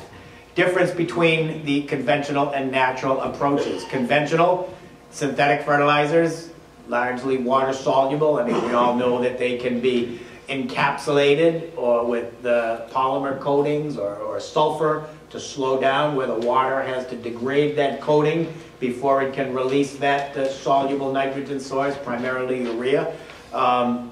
We can also secondarily react it with formaldehyde or other agents to slow the breakdown down. We actually need microbes to break down those reacted fertilizers. These are materials that directly feed the plant. So these are materials that have nothing to do, they bypass the biological life in the soil and go directly to the plant. Science identified a long time ago that plants can only use nitrogen in the inorganic form, ammonium, NH4+, or nitrate, NO3-. So we went to a laboratory and developed those as synthetics that mimic what the plant can use naturally. We use chemical pesticides, quick fix, product approach, prophylactic use, meaning use of pesticides just in case. There is a symptom treating strategy, applications based on a calendar date, preventative applications, and cost increases because these are petroleum-based fertilizers, meaning petroleum or petrochemical equivalent. Petroleum and natural gas is directly involved in the Haber-Bosch process that it produces most of these materials. Haber-Bosch process says that, or is a process where you take anhydrous ammonia at 72% nitrogen, react it with carbon dioxide and moisture at 350 psi, and at 350 degrees, 3,500 psi, and you produce 4600 urea. It takes 5 tons of petrochemicals to make 1 ton of 4600 urea. 17% of all the petroleum-based products used in the United States today are used in conventional agriculture. The majority of that in fertilizers. So a lot of petroleum impact in these products. Natural fertilizers, natural programs, natural organic product for fertility. Soil testing is the basis for our inputs. Product is based on sustained benefit. We don't treat symptoms, we solve problems, and our objective is to create and establish a healthy soil. So when we do soil testing, and I'm going to talk about that, soil testing, nutrients that are amended or adjusted in relation to soil tests, things like calcium or potassium or phosphorus or micronutrients. Our soil test guides us on what we need to do to correct or balance those in the soil. Nitrogen is not applied to turf grass based on soil tests. Nitrogen is applied to turf grass based on communicated expectations for the site. So that's really a key component. When we test in soil chemistry, we generally don't test for nitrogen because it's so volatile. When we pull it out of the soil, we pull the soil out of the ground and put it in the bag to send it to the laboratory, we're going to have one reading, or there's going to be a real world nitrate and ammonium reading for that soil. By the time it sits in the bag and goes off to a laboratory and then comes out to be tested, that nitrogen is going to change because it's that volatile. So we apply nitrogen based on expectations. So if you tell me that you have low expectations for the site, meaning that it's fine to have weed pressures in there, you're not looking at the monoculture of grass, or a sensitive environmental location, meaning close to a body of water or to a wetland or something like that. We're going to say that 0 to 1 pound of nitrogen should be applied to that system. If we have a modest set of expectations, now this is nitrogen rates on organic fertilizers now, not conventional. Where you drive by on the street, you've got a thick, healthy, lush turf grass that's visually appealing, but upon close inspection and walking through there, you've got 10, 12, 15% weed pressures throughout that acre. It takes 2 pounds of nitrogen to do that kind of a scenario. Then if we have the highest expectation where we're looking at 5% minus weed pressures, we're looking at 3 pounds of applied nitrogen. And then in addition to that, we are going to use other material inputs that are non-nitrogenous in nature, but they do things to the system to contribute towards internal production of nitrogen. And those things would be kelps and humic acids and biological inoculums. Molasses. Molasses is a bacterial food. So in my last 5 or 6 minutes, I'll talk to you a little bit about what a really broad, balanced program would look like from the input side. What we do when we develop these programs is we're developing the product input on 2 levels. So up here is meeting the immediate needs of the grass plant, but we're thinking beyond NPK, and now we're focusing on the soil. So we're also putting inputs in here to address the health of the soil. Then at the 2 or 3 year point, those 2 lines come together and the soil picks up more of the needs for the grass. Conventional view of soil, these 2 slides were not mine, they were given to me by Penn State. I was fortunate enough to be invited to a soil health conference that they did, 8 or 9 years ago. So they proposed that conventionally, we've always looked at soil this way. We've looked at soil structure, which is texture or sand, silt, and clay. We look at soil chemistry, which is macro and micronutrients, pH, relative acidity or alkalinity of the soil, cation exchange capacity of the soil, and the organic matter fraction in the soil. And then we have the living or the biological fraction of the soil. So Penn State proposed in this model that those are largely unrelated in the eyes of the conventional industry. We look at one aspect or the other, but that they don't really relate to each other. They propose that this is the way soils should be looked at. Penn State actually coined this term of soil health. Conventionally today, the conventional industry really still does say that there's no such thing as a healthy soil. Soil, its texture, its chemistry, or biology. Penn State has said that it's the intersection of all of these. Once you're not going to change soil structure, sand, silt, and clay. You're not going to change that. You work in any region of the country. I work in regions of the country where clay is 2 or 3%, and I work in other regions of the country where it's 28 to 30%. I'm not trying to take that 28% clay soil and change it to 10%. And I'm not trying to take the 2% clay in soil and make it 12%. I'm working with whatever I have for texture, but I know that I can influence chemistry, and I know that I can influence biological life. The intersection right here, and one of the cogs in the wheel that makes it all work is the humus fraction of the soil. So soils on a national average are 45% mineral, there's sand, silt, and clay, 5% organic matter, and then 25% air and 25% moisture. So this organic matter fraction contains the humus portion of the soil. To tell you how small humus is less than 1% of that 5%. So I'm working on a project now where I have 1.6% organic matter. Humus is less than 1% of that 1.6%. 3% organic matter is considered to be the low line to get good productive plant growth and to have healthy plant material.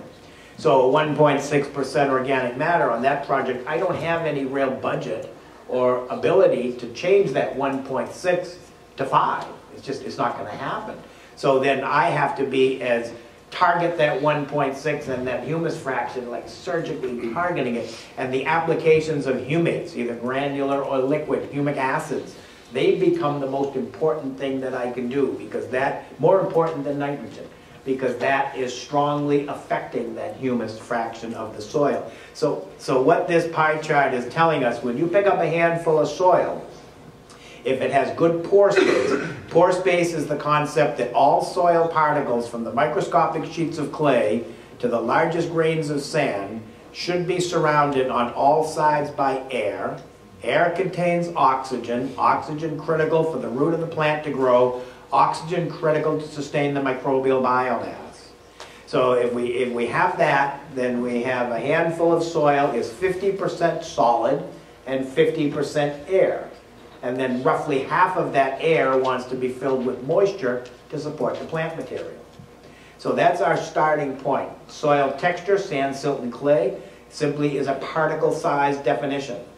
So silt is in the middle, clay is microscopic, and sand are large grains visible to the naked eye.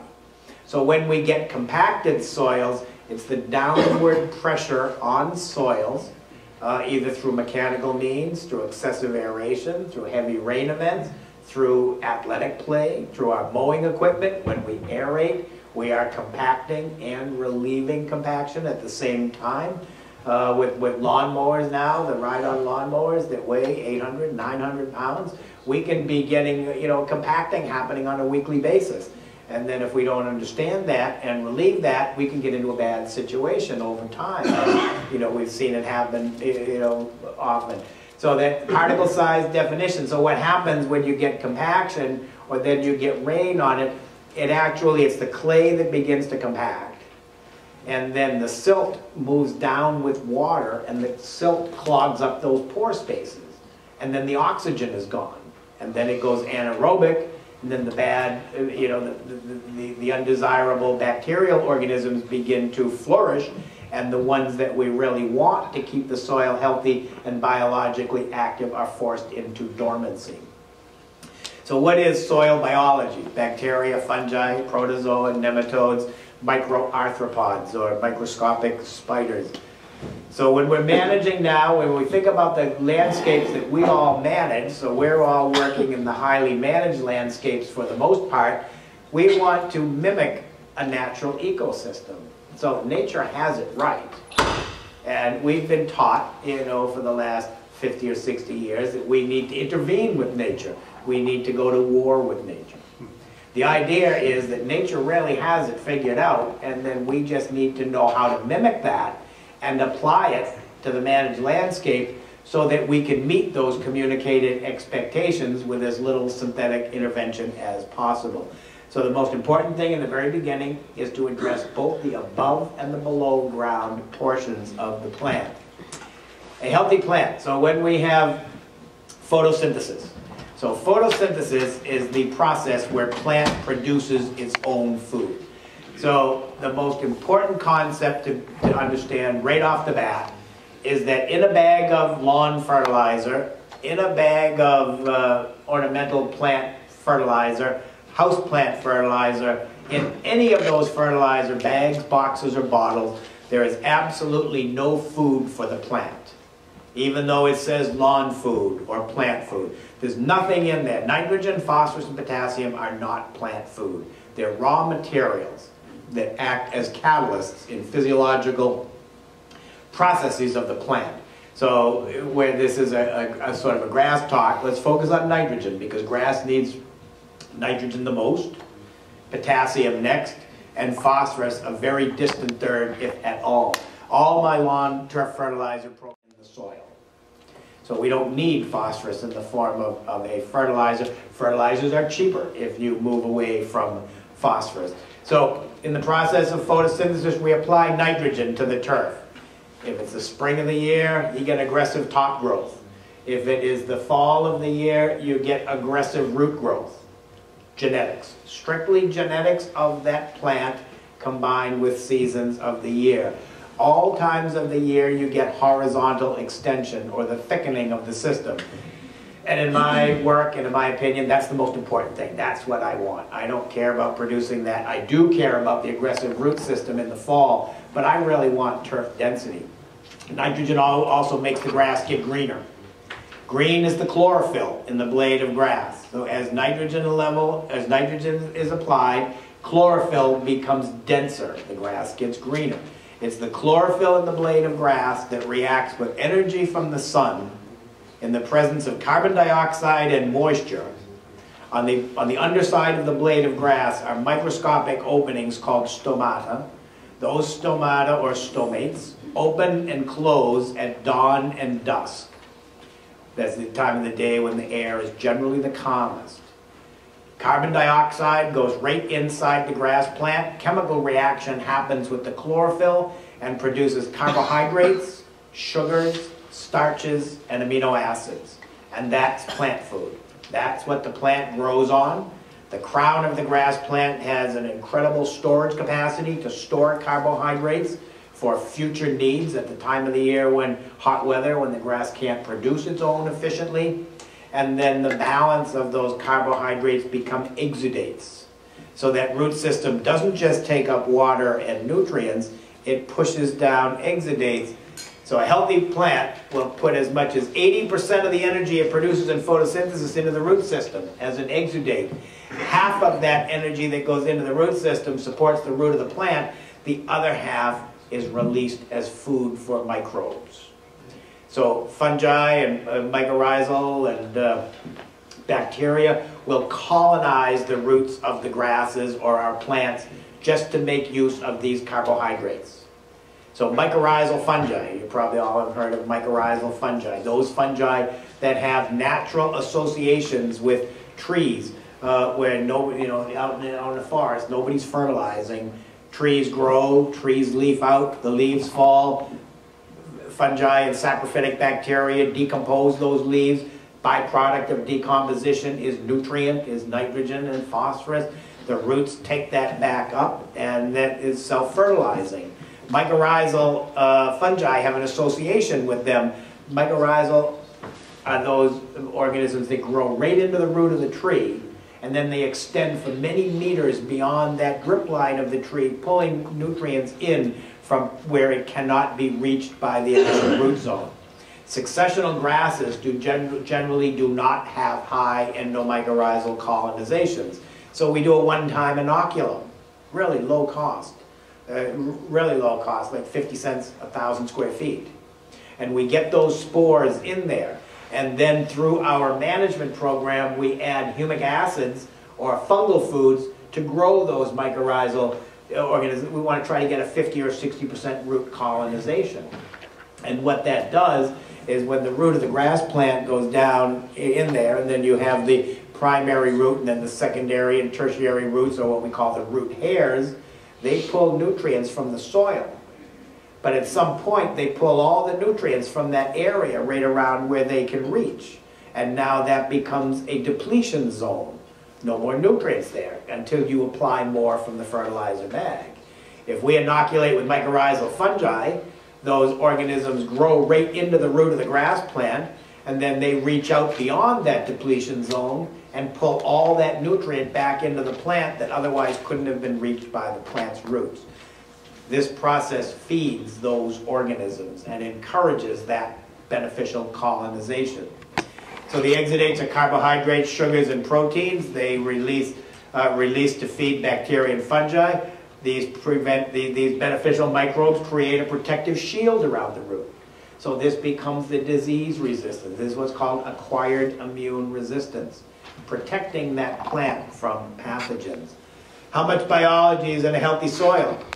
If you look at a forest soil, non-rhizosphere means non-root zone, 600 million bacteria and meters of fungal hyphae, which are the reproductive strands. Now you get into the root zone of that tree, you go from 600 million to 10 billion, and meters goes to miles. So that is something that happens naturally. As part of our turf management programs, we inoculate with this. Once inoculated, then that maintains itself largely through these carbohydrate exudates. So bacteria and fungi decompose organic matter, retain nutrients, build and rebuild structure, suppress disease, produce exudates, and increase organic matter. Exudates and organic matter feed bacteria and fungi. So now when we think of the definition of organic matter, you think of organic matter as being the home for the microbial life. The microbial life is not sustained by sand, silt, and clay. It's sustained by the organic matter fraction, and particularly the humus fraction within organic matter. So now we have both of these organisms protecting plants, retaining nutrients, and building soil structure. These are the higher level predators. So these are the protozoa, nematodes, and microarthropods. So bacteria and fungi are the lowest trophic level. These guys are predators, meaning they prey on or they feed on and they eat the lower trophic level as part of that cycle. So protozoa are bacterial feeders. They make nutrients plant available. They build structure. They indicate lack of oxygen.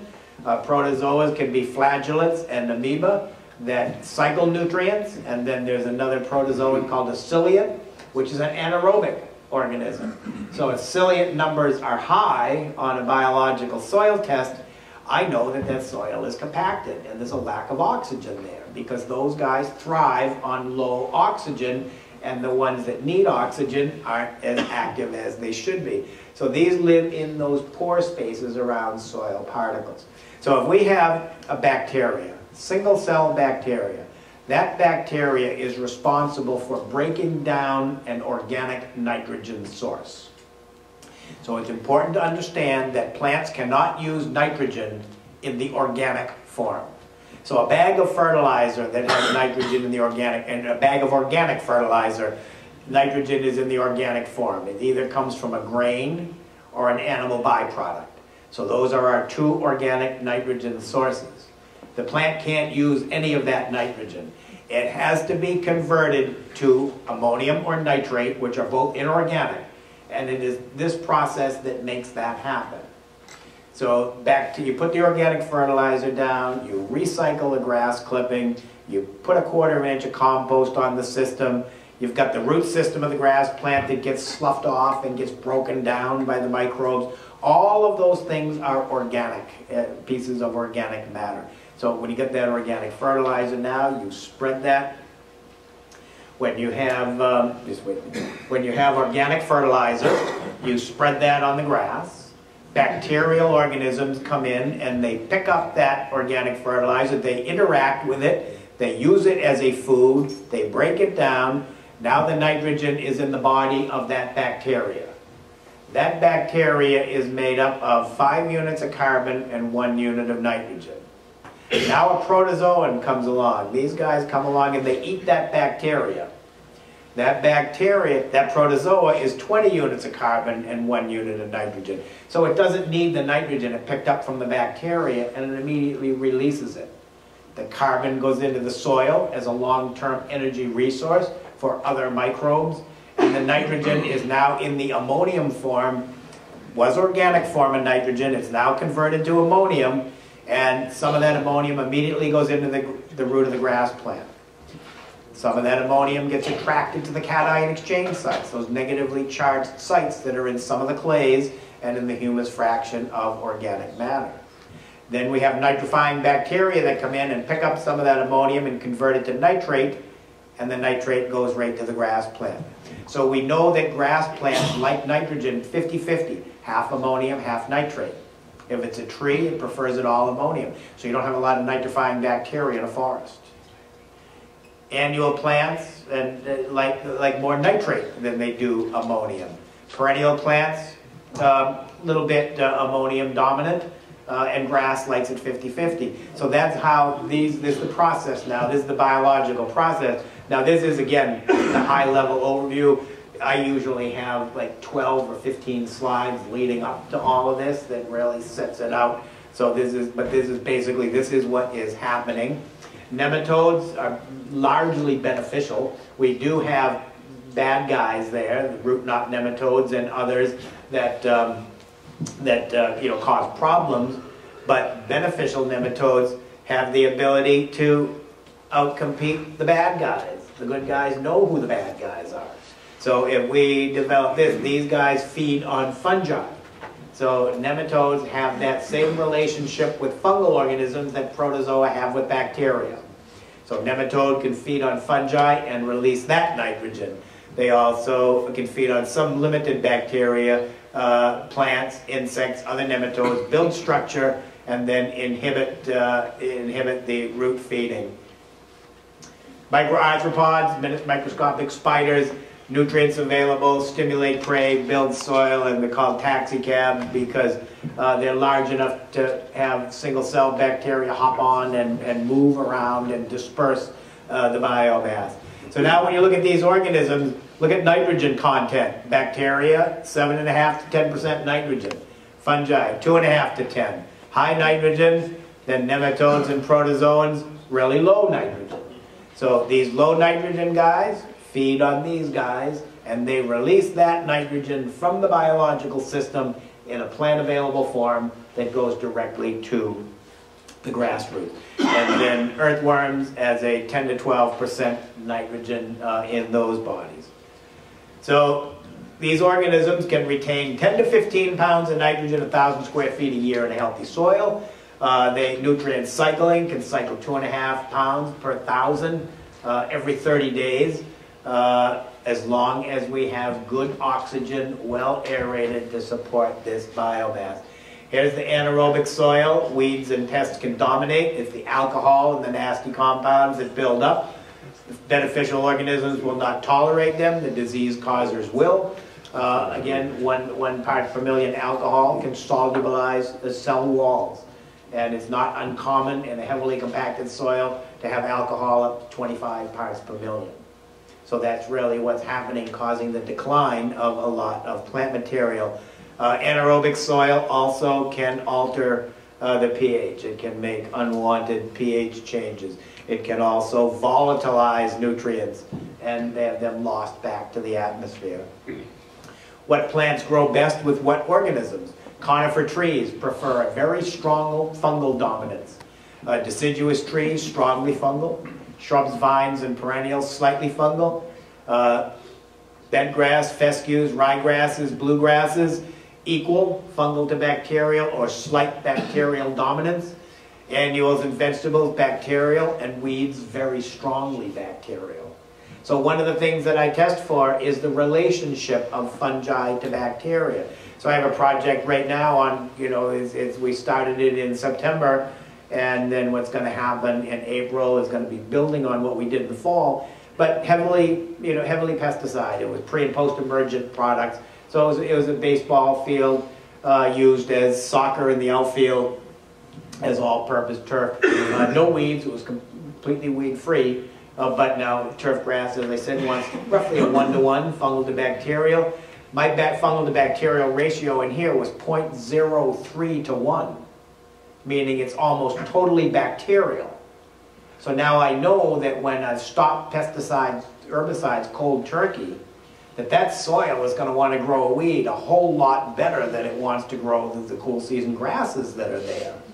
So that's what you watch out for. So now the first strategy that's most important to me, I have to meet the needs of nitrogen on that field, but I have to change that fungal to bacterial ratio pretty quickly so that I get close to 1-to-1. So my first product application was a granular humate. And so they're putting a humate, because a humate is a direct fungal food. So that the quicker I can grow fungal organisms to get that relationship where it wants to be, the better off I'm going to be trying to outcompete weed pressures in a transition program. If you have a fungally dominated tree in a bacterially dominated soil, then you're just asking for problems. You probably will end up with insect problems, because insects and fungal pathogens always attack the weak link in the landscape. They don't go after the strong and healthy plants. They go after the plants that are generally under stress. An interesting thing that we're doing now in the landscape, if any of you are familiar with BRIX testing, B-R-I-X testing, that is a measure of sugars, retained sugars in food, in produce. So if you have, they've actually shown repeatedly that if you have organically grown produce versus conventionally grown produce, BRIX scores are higher in the organically grown produce because there's more retained sugars in that. More sugars are produced. So now we're doing BRIX testing with a refractometer out in the landscape on turf, on any type of plant material, and when we're finding that when we're growing it organically, we're getting higher BRIX scores, meaning higher sugars and carbohydrates in that plant. And then when an insect tries to feed on that plant, it simply can't process the density of those compounds, and it will just give up and go to feed somewhere else where the plant is weaker or under stress or highly chemically managed. So understanding now when we're switching to natural practices and getting rid of the salt-based fertilizers, which are a relatively stressful way to fertilize. A study was done on Kentucky bluegrass, cool season grass, for 3 years, fertilizing it with just 4600 urea, with no other strategies, no overseeding or anything else to change the system. And after 3 years, with fertilizing with 4600, that system had deteriorated to the point that it was no longer acceptable. Turf density diminished. So for the first year or year and a half, turf density increased with the 4600. But by the second year and the third year, turf density decreased because it was a very stressful way to fertilize. So getting the fungal to bacterial ratio correct, as much of the chemistry falls into place, and that's really what we talk about, is that we try to balance chemistry up front, but if we get the biology correct, then chemistry will snap into place. Without good biology, pH alone becomes the determining factor of what's plant available. So we know at different pHs, different nutrients are available to plants. In soils that are acidic, things can be limited and they might be there, but the plant can't use them. When soils move to the more alkaline side, same thing, things are more available in alkaline soils than they are in acidic soils, but at some point when you get outside of the desirable range for any individual plant, you get into issues with pH and nutrient availability. Here's a couple of pictures here. 1 year, taken 1 year apart. This is back in the Northeast, taken in the end of April and the end of April. Biological. So this was a biological product that was developed by a company. Nitrogen was applied here at less than 1/10 of a pound per application.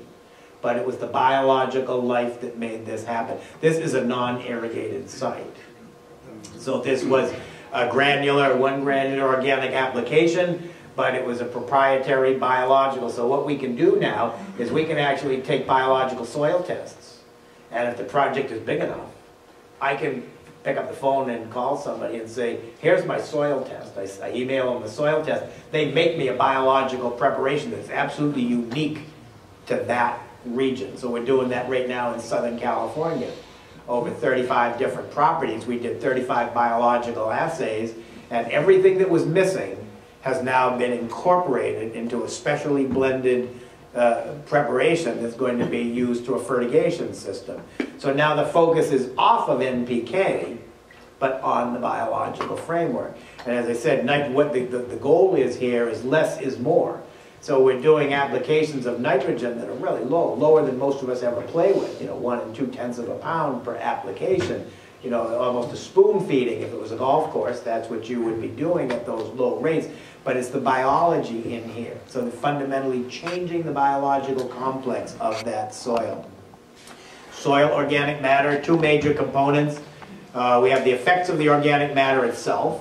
So help build soil structure, chelates micronutrients and macronutrients. So if you look at all the macro and micronutrients that are in soils, they're largely insoluble. They become solubilized by organic acids that become exudates from the microbes. So as the protozoa eats the bacteria, one of the things that's released is organic acid. That organic acid reacts with insoluble mineral nutrients and solubilizes them and makes them available to the plant. So that's what happens in organic matter. Natural chelation of nutrients. A pH buffering capacity, when you generally get pH in the desired range and you get a healthy biological community, the pH stays there. It doesn't go up, it doesn't go down. It's buffered by the biology. As anything organic residue decomposes, we get better soil aggregation and structure. We get nutrients released. We get biological activity increasing. And the end result is natural disease suppression. Organic particles hold more water than mineral particles. So as we can improve the organic fraction of the soil, we are now building a system that holds more water. When we have a heavy clay soil that holds water, but the density of the clay and the fine textured particles stops water from moving down through the root zone. Organic matter is more like a sponge. It holds water at the root zone for an extended period of time, not in the same way that clay does.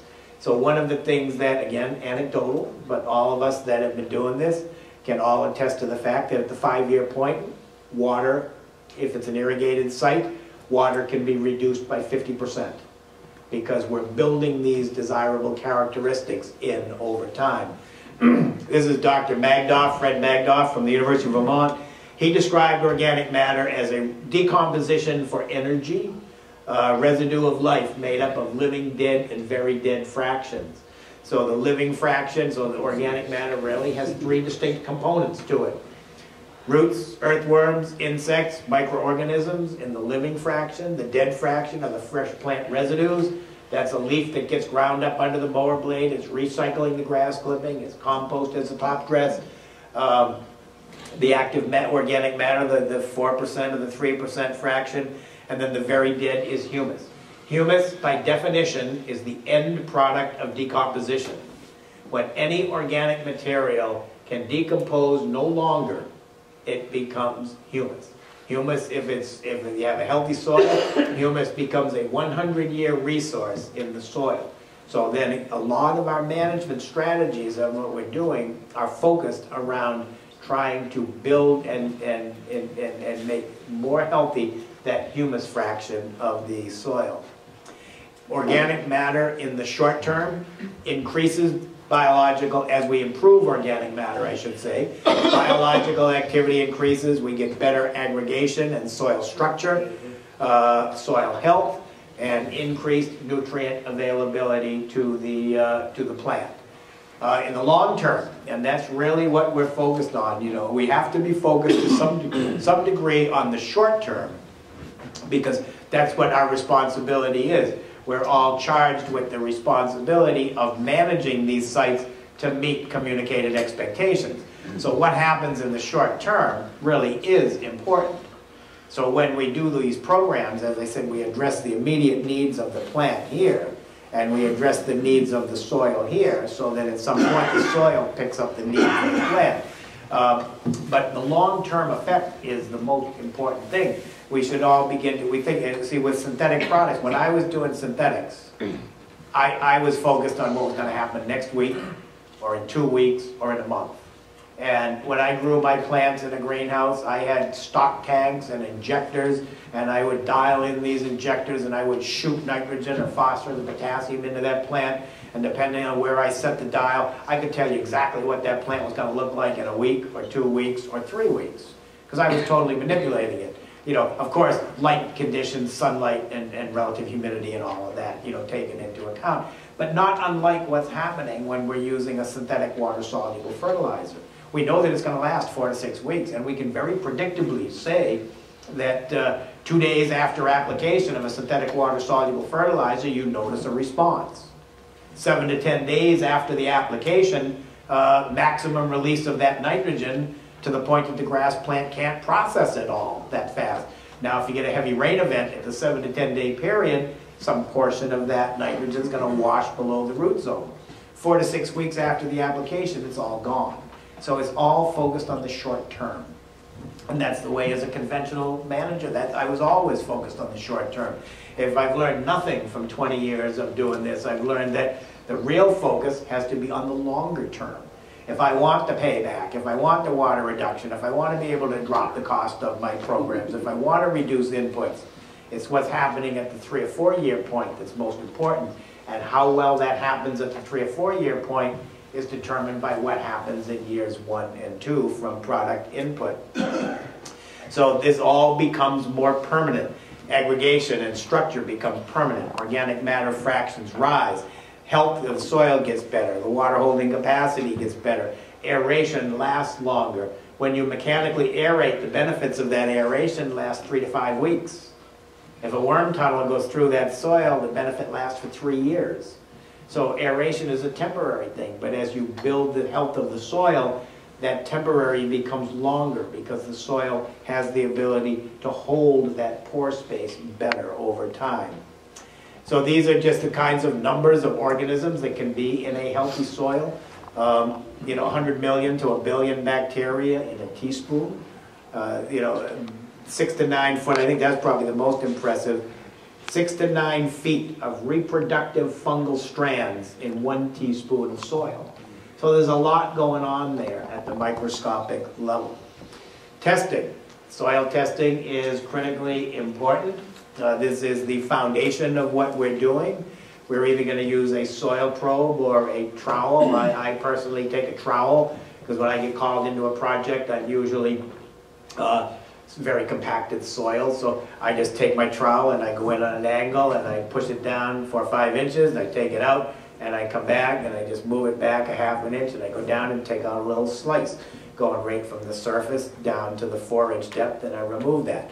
I'm going to go to 7 to 10 different spots if I'm in a relatively small turf area.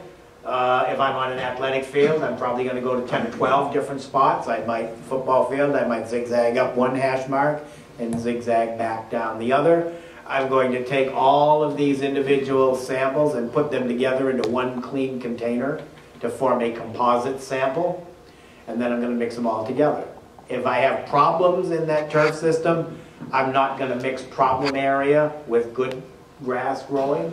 If I have different ecosystems and I'm working with bright, hot sun from dawn to dusk, as opposed to an area that's under trees or shady or retained moisture, I'm not going to mix those together. I'm going to sample them separately. I usually leave my samples out overnight to air dry a little bit. If I'm doing a soil chemistry test, I'm going to clean the sample. I'm going to remove pieces of the root, pieces of the thatch layer, blades of grass. Because when the laboratory tests for organic matter, the test is LOI, loss on ignition. They weigh the sample, they burn the sample, and then they weigh it. All the organic material burns off, and the sand, silt, and clay mineral portion stays. So therefore, organic matter is a percentage by weight of a given amount of soil. I'm going to use 1 to 2 cups of soil for a soil chemistry test or for a soil textural analysis. When I do a soil biological assay, I want 2 or 3 cups of soil, and in that case, I want the plant parts. I actually go and make sure I take chunks of turf and put that in that sample because the biological life is part of the whole system, not just in the soil. Soil chemistry. So there's different nutrient pools in soils. So we have the inorganic, so we have soil solution here. So everything needs to be in soil solution and soluble in order for a root to extract it. So inorganic minerals, this is phosphorus, this is potassium, this is calcium, this is magnesium. Water insoluble minerals that need to become solubilized before they can be taken up by the plant.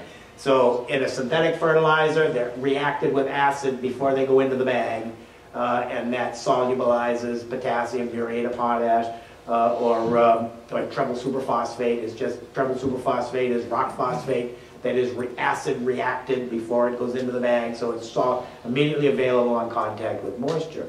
With soil-borne phosphorus, it is insoluble. It is the organic acids from the microbes that make that soluble. It's now in soil solution and it can be extracted. We have the organic fraction. This is the organic matter. This is the microbes breaking down something organic. And then that goes into soil solution and that can be extracted. That's the protozoa eating the bacteria, releasing that nutrient to the grass plant. And then over here, we have our management inputs. So what we do in a conventional program, everything is focused here. In our programs, we take what we can get from here, and here, and here, and add it all up, and then that management input becomes the difference between what our goal is and what the system is providing for us. So if my goal is 5 pounds of nitrogen per 1,000 square feet, I'm not going to get any nitrogen from the inorganic form, but I'm going to get nitrogen from here and nitrogen from here. I credit those 2 nitrogen toward my budget, and then I only have to apply there what it takes to meet my budget requirements. Soil chemistry, also known as nutrient analysis. gives the pH levels, cool season grasses, optimum pH 6.5 to 7. It gives us the organic matter percentage, the calcium to magnesium ratio. It gives us NPK. If we desire to test for N every once in a while, I will test for nitrate and ammonium, but not always.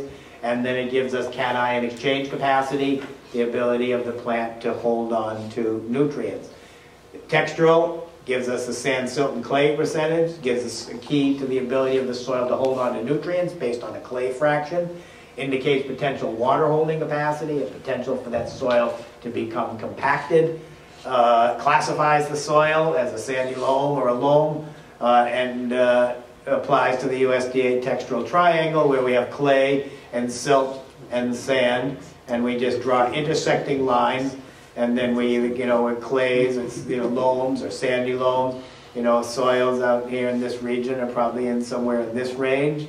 In some places it's way up in here. This is the high Pacific Northwest. We really have clay-based, upper Midwest are really clay soils. So different regions in the coastal regions where, over in this range. And then we have a biological analysis. So the soil chemistry test is generally $20 to $30. Soil texture can be 25 to 80, depending if we want sand sieved out to all 5 individual textural classes, fine, very fine, medium coarse, and very coarse. We only do that if we're managing a sand-based sports field or a golf course, a sand-based green. This test is about $250. This identifies what's living in the soil. So I get, yes? How many labs do that kind of test? 2. One in Corvallis and one on Long Island in New York. I know the one in Corvallis. What's the one in Long Island? Soil Food Web, New York. Oh. So the Corvallis laboratory was the original Elaine Ingham laboratory. And then Soil Food Web New York, she was involved with that. She taught and trained the guy. He's a friend of mine, and then he has that as an independent business. The laboratory in Corvallis now, she has sold it, and so it's just been bought out as a business investment. Most of the time, I use the laboratory in New York because they give a very comprehensive analysis of the test. The laboratory in Oregon, I do use them for my West Coast projects from time to time, but it's usually just cut and paste, like 2-3 word description of what you're seeing, where the scientist in New York will write you 2 or 3 sentences on what, and then tell you how to change it. And that's probably the difference. In Oregon, it's about $180, and in New York, it's $240. But for the extra $60, he'll tell you what to put in there. If something's on there, he'll say, do this, or do that, or do that, where in Oregon, you don't get that. And there really are only 2? There really are, at this point, only 2. Because this is not acknowledged by the conventional industry as being important. So what we get is active bacteria, active bacteria, total bacteria, active fungi, total fungi. It is the active fraction that's working for me. The total number is not working, but depending on where that total number is, I could add molasses to wake up bacteria and make more of that total active. I could add humic acid to wake up the total fungi to make more of that active. And then it gives me my protozoa, and then it tells me my fungal to bacterial ratio, and then it tells me how much nitrogen I could expect to be produced in an acre by the biomass that's currently existing in that soil. Soil test is all about interpretation and relationships. So there's a relationship between pH and all of this as availability. There's a relationship between cation exchange capacity and how much of these 3 can be held on there. There's a relationship between organic matter and biological life. Cation exchange, this is the negatively charged electrical sites in soils that are in some clays and the humus fraction of organic matter that hold on to positive charged cations. Things like potassium, calcium, magnesium, ammonium, nitrogen can all be attracted on this. So we talk about these exchange sites as being nutrient in reserve. NH4+, which is ammonium nitrogen, is considered to be reserve nitrogen because it's held on to on these exchange sites. So the root of the plant determines what comes off of that plant. So if it's a grass plant, calcium is mobile in the root. So if that grass plant needs potassium, it's going to take calcium and push it out as an exudate through the root. The calcium is going to go on to the exchange site. It's going to knock off potassium, and the potassium is going to come back into the plant. So the plant governs the process. Just some pictures. This has been, this property has been all natural since 2002. A little bit of clover. It was never a mandate to move the clover. Everybody's perfectly happy with the little bit of clover that's here. As you can see, it's really insignificant, but there are no broadleaf weed pressures. And when we started this process, broadleaf weeds were about 30% of this system. Top dressing with compost. All I'll say about this, not a lot of time to talk about this. If we're top dressing turf, we're going to use 1/4 of an inch. That's really all we want. We want somewhere around half a cubic yard per 1,000 square feet, which translates to about 22 cubic yards to an acre if we're top dressing scorched turf. This is probably the one single thing that makes the biggest jump start in moving a system into a biologically based natural system. The most important thing with this is all compost is not created equal, and I would certainly never buy any amount of compost for any amount of money without requiring some testing from the producer of the compost. Because I could put 4 piles up here in front of you, and I guarantee you that just by looking at it, neither you or I could determine whether it's good, bad, or indifferent. And when we're looking at good compost, we want retained nutrients, we want high biological life, and we want organic matter to be between 35 and 50%. So anything lower than or less than that is really not worth any amount of money. Compost tea is a liquid extract of high-grade compost. 100 gallons of a high-quality aerobically extracted tea contains the same number of organisms as a pickup truck full of compost. So that is you take a high-quality compost, you put it in a machine like that, it's agitating water through a pump that circulates the water and introduces air into it and oxygen, and it literally separates the microbes from the physical compost, and then we add food sources in there to grow those microbes over a 24-hour period and end up with a pretty valuable product. What this is not is the be-all, end-all, cure-all for everything organic. And unfortunately, this was branded as that back in the late 90s. And it's not that. It's just one tool amongst several tools that we have to use. If you don't have the ability to do this, and I don't on all my projects, I do on some, but I can buy some of these organisms as a commercial preparation, and I can include them into a program. Fertilization. Fertilizer has a guaranteed analysis. Amendments may have some nutritional value, but they primarily build, change, or adjust soils in relation to soil tests. The analysis is the 3 numbers on the bag, and the ratio is the way those numbers relate to each other. Fertilizers can be organic-based, or synthetic.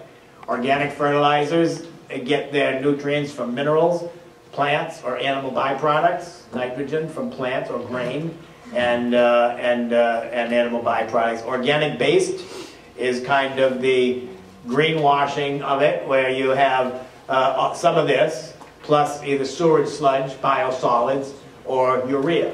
So it's some of both. And I've talked to manufacturers of these organic-based are also called bridge products or transitional, and they readily admit that it's a marketing strategy for people that want organic but don't think that organic will really work.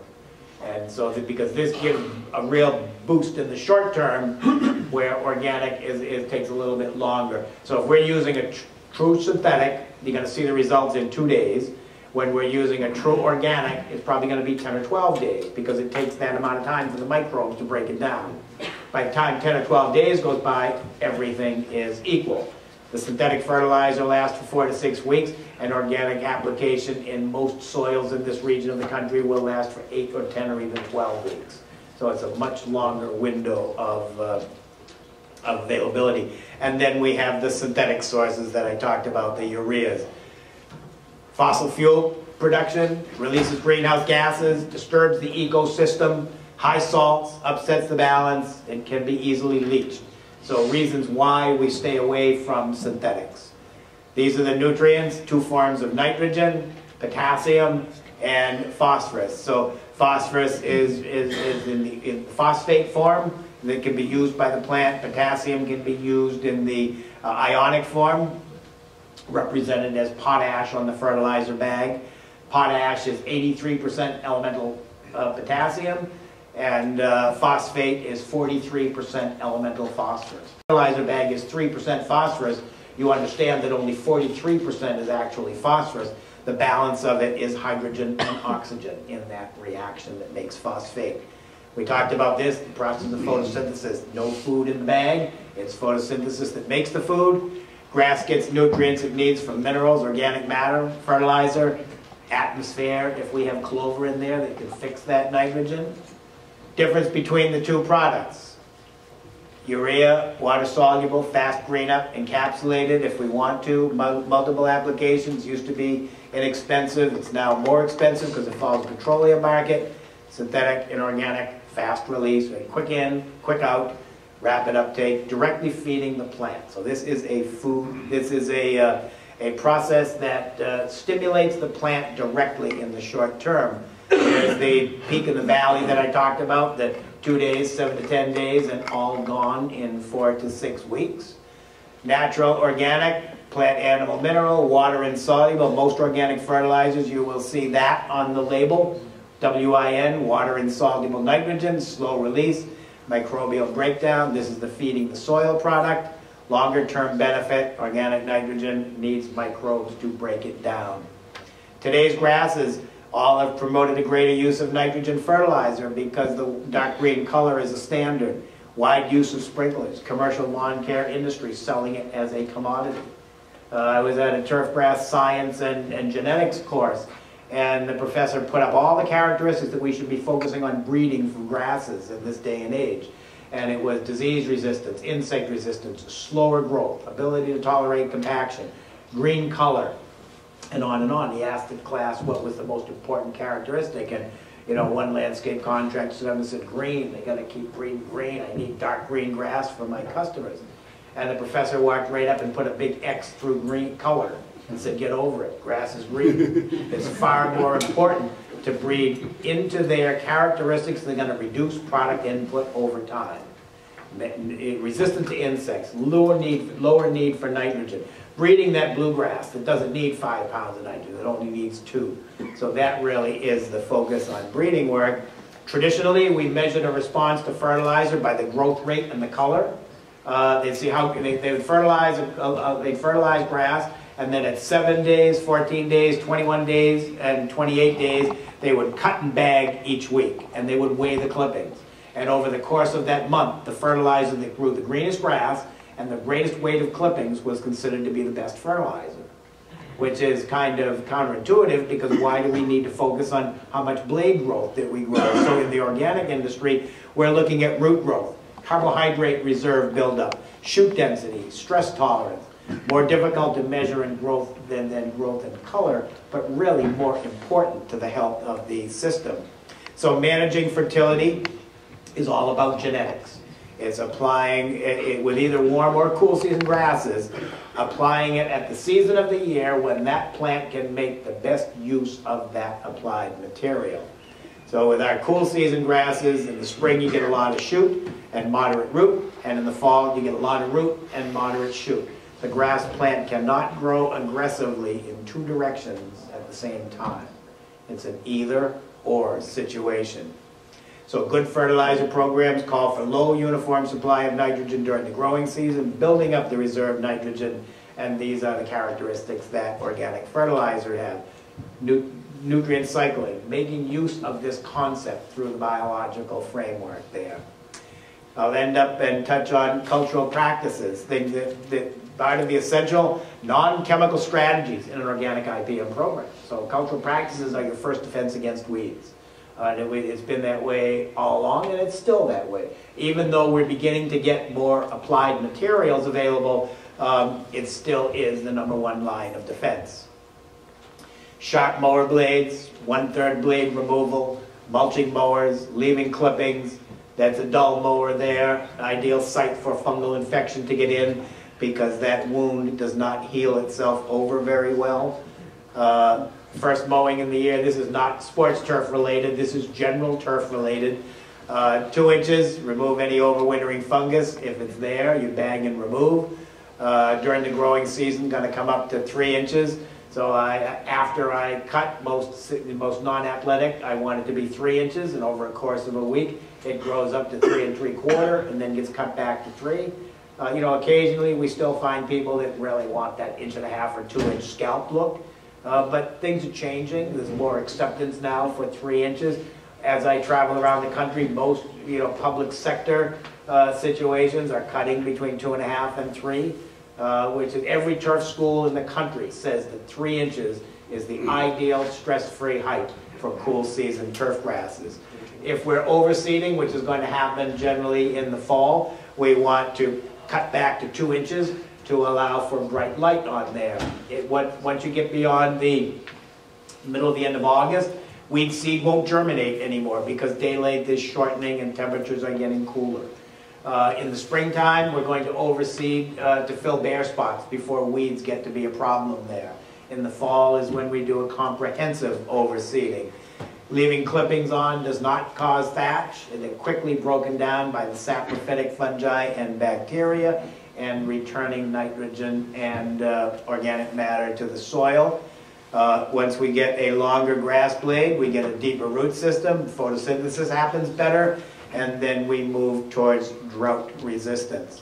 Root to shoot ratio, so this is really the conventional framework and a more natural framework. What grows below ground is reflective of tissue above the ground, with the exception of golf course greens like bed grass. You can get a root system with 3/16 of cut, but that's a whole different base of genetics with the typical cool season grasses. And look, it happens with moving mowing heights. This is bluegrass, but if you go from 1 3/4 to 2.5, the ability of that to reproduce itself by rhizomes increases 10 times. Now look at height effects on photosynthesis capacity. If you go from 2 to 3, look at the way the plant can increase its ability to produce its own food and to produce those exudates that go back down because there's more cubic centimeters of blade tissue to trap that CO2. And if you did no controls whatsoever, and you had fescue grasses, if you mowed it through 4 inches, you would only get 2% weed pressures because the grass would outcompete everything else. So we're not talking about keeping it at 4, but if you come back down in here to 3, and this is with minimal program here, and now you put in a well thought out program, then that's how we can say 5% minus per acre. This is a thatch layer here, so this is unhealthy. Salt-based fertilizers, microbes diminished. As microbes are diminished, they don't break down the thatch. This builds up, causes a problem here. So this is a situation that needs to be remediated mechanically with a power rake or vertimower. We're actually now working on liquid biological sprays where the microbes from the top down will dissolve thatch. Compost top dressing or compost tea will dissolve thatch passively without mechanical intervention. Compaction, biggest enemy of turf grass, absolutely hands down. You go through this. Nobody walked through there and cut a path through those ferns. It was just downward pressure, no oxygen. That's how that trail was formed, through compaction. Same thing here and here. And so this is a typical thing for all of those of us that manage sports turf. Herbicides have been used. See all the clover back here, but not out here. We end up having that situation, and then we have that situation. So we look at the field use here, 7 days a week, 7 or 8 hours a day, and varsity home games only, half a dozen events a year. So soil density makes the difference. Nothing to do with chemicals. It's all about soil density. Back in Boulder, Colorado, they one big complex of athletic fields, no weeds. When I was there, I couldn't believe it. Not a single weed there. It had been herbicide free for 8 years. they aerated every 30 days because they had dedicated equipment, dedicated staff. So most of us can't do that. But April, May, June, July, August, September, and October, aerate every 30 days. It was all about density of the soil. They kept all that weed pressure out of there. So roots grow in these pore spaces here. So in these open spaces here is where the root grows. Carbon dioxide that's given off by the root and the biomass gets cycled back out. Oxygen is allowed to come in. So now we have good gas exchange. Oxygen supports the root and the biomass. Compacted soil, the root changes, physically changes. The alcohols are solubilizing the root. It's no longer that big. It can't take up water, can't take up nutrients. The compaction, particle touching particle, don't have good pore space anymore. CO2 can't get out. Oxygen bounces off. This is anaerobic, and the whole system is going to go into decline. Yes?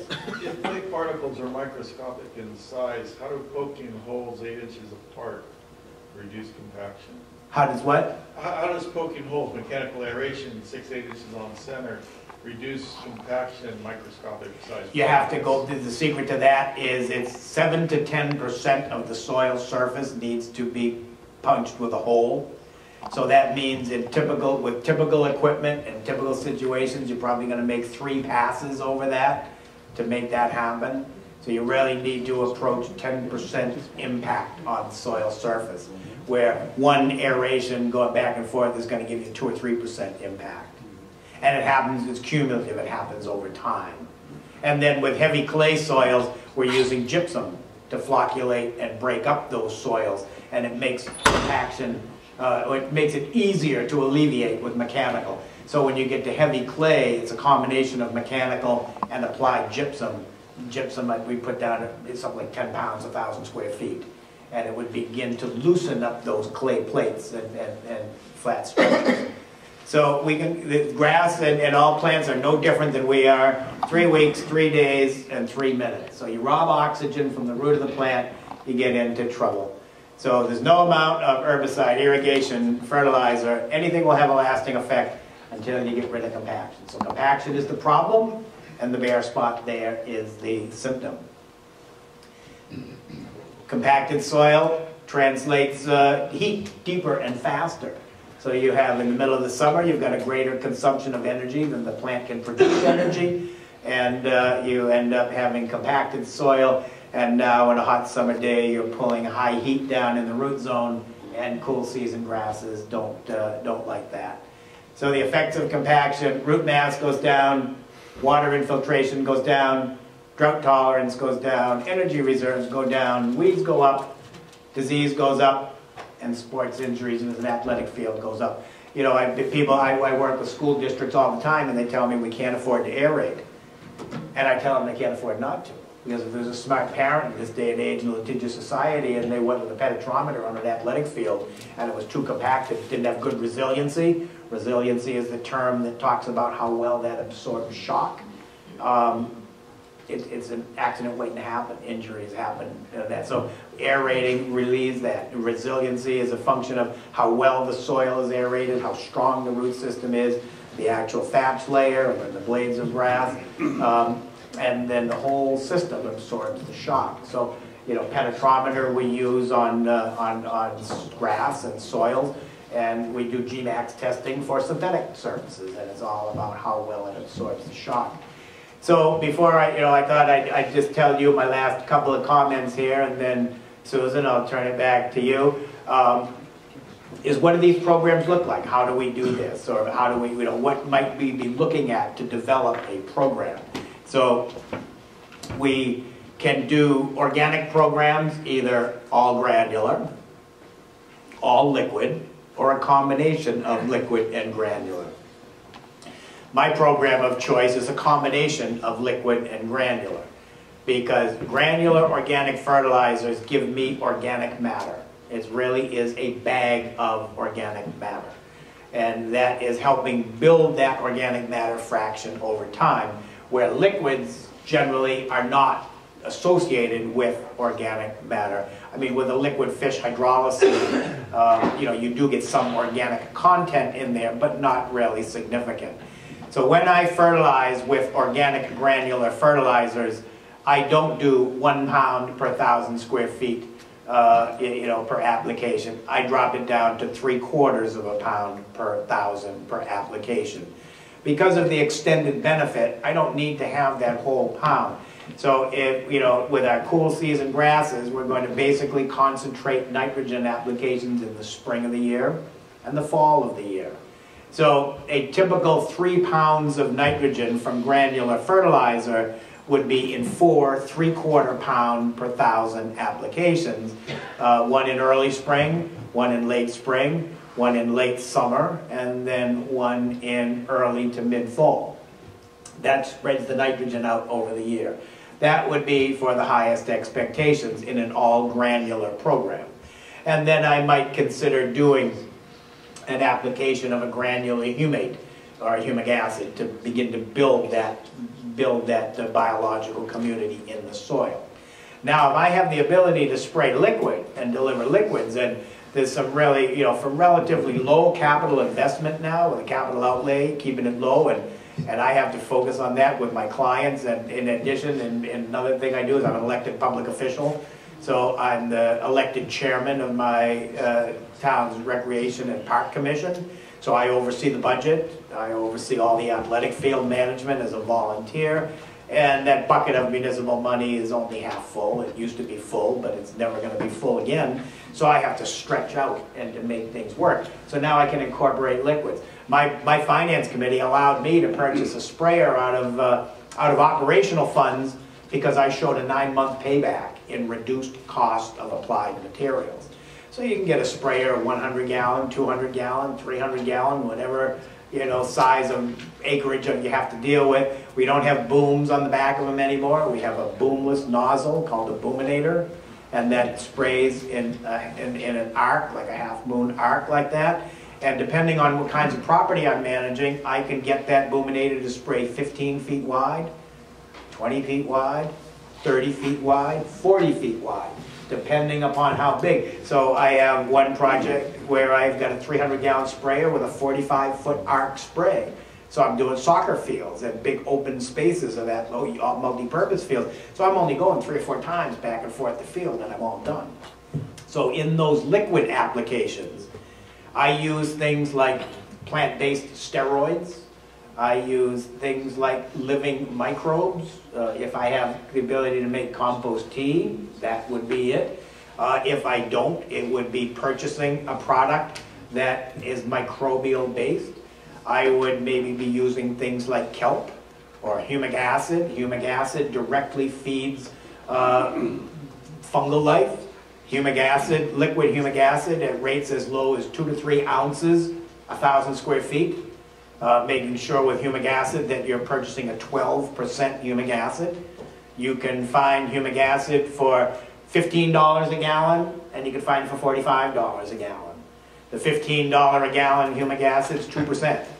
The $45 a gallon is 12%. So it's not 12 times as expensive, but it's 6 times more expensive, but it's 6 times more concentrated.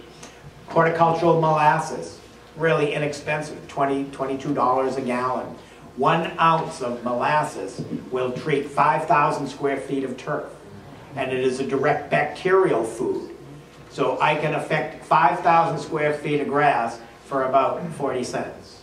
And I will ramp up the biological complex from the bacterial fraction, and you can see the difference in 2 weeks because you get more active bacteria, more protozoa to consume them, and the system gets better. I use a product called Keyplex.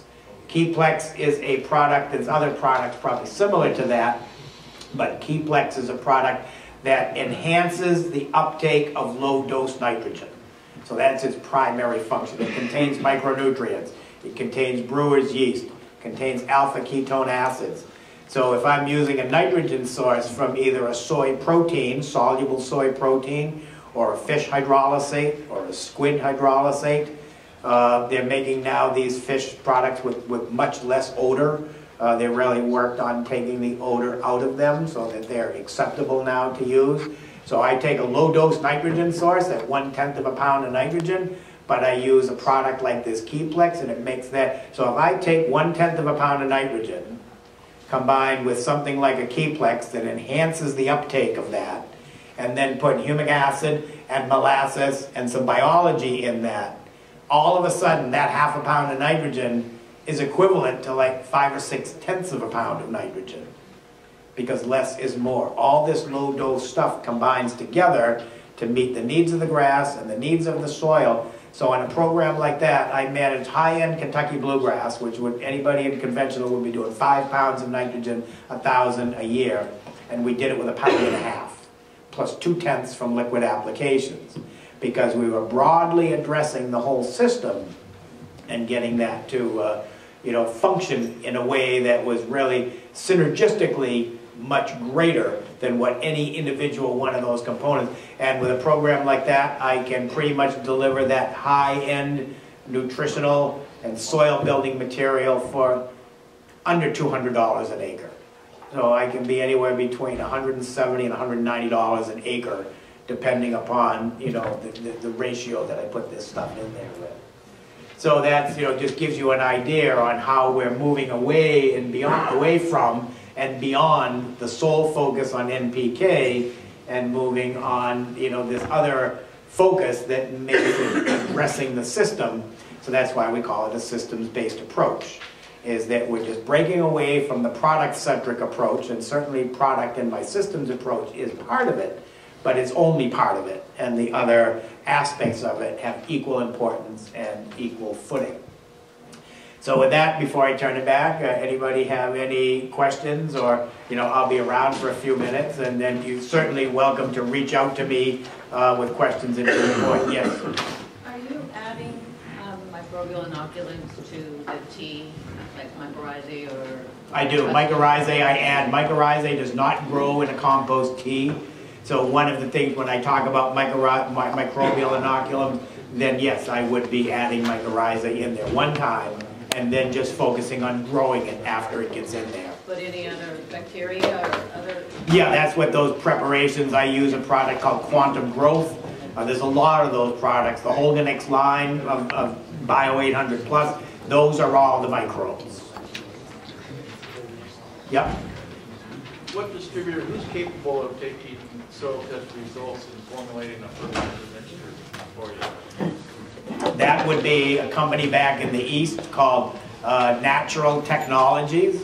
And they would, that is one where they would take the results of that, and you'd have to be able to, I think they need to do it in like 100-gallon, 100-gallon amounts, like 2 55-gallon drums or something like that to make it, economical to do that. The project I'm doing, we just went under contract for 2,000 gallons of it. But yeah, that's a company that they work right with the science. It's all done in a laboratory. And they take the soil test and they say, okay, we're putting this, this, this, and this. And I got a custom label and a custom sheet that was developed very specifically for this one localized region of about 20 square miles, and focused right on that biological. Well, that's good. Susan, why don't I turn it back to you here? Okay, let's thank Chip for this amazing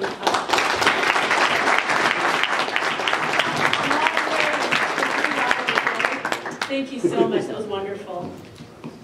I'd like to just make I don't think I need this microphone. I'd like to give a minute to KO. She's a beekeeper, and she's on our steering committee, and she did an amazing job getting all the Chinook books. Pick up your Chinook books before you leave. We're going to have it right here. And anybody who needs continuing education units, we have some information on the board. And some of our volunteers will be helping you get all your forms together. So, KO, go ahead.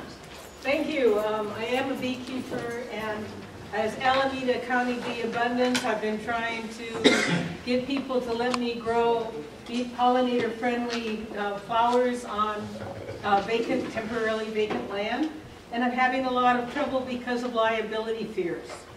In the California Agricultural Code, 23,000, it says the bees, as an integral part of California's agriculture, cannot be refused to have beekeepers in a city, and that they're very important. Of course, there are some changes down south which I don't think are good, but they don't affect us. Bees are considered livestock in California state law, and they are wild animals, so it's kind of a tricky thing. But as a wild animal, you cannot be sued if somebody, even if they have anaphylactic allergic reactions to a bee sting, you cannot be sued for a bee sting on any public or private party, because they're wild animals.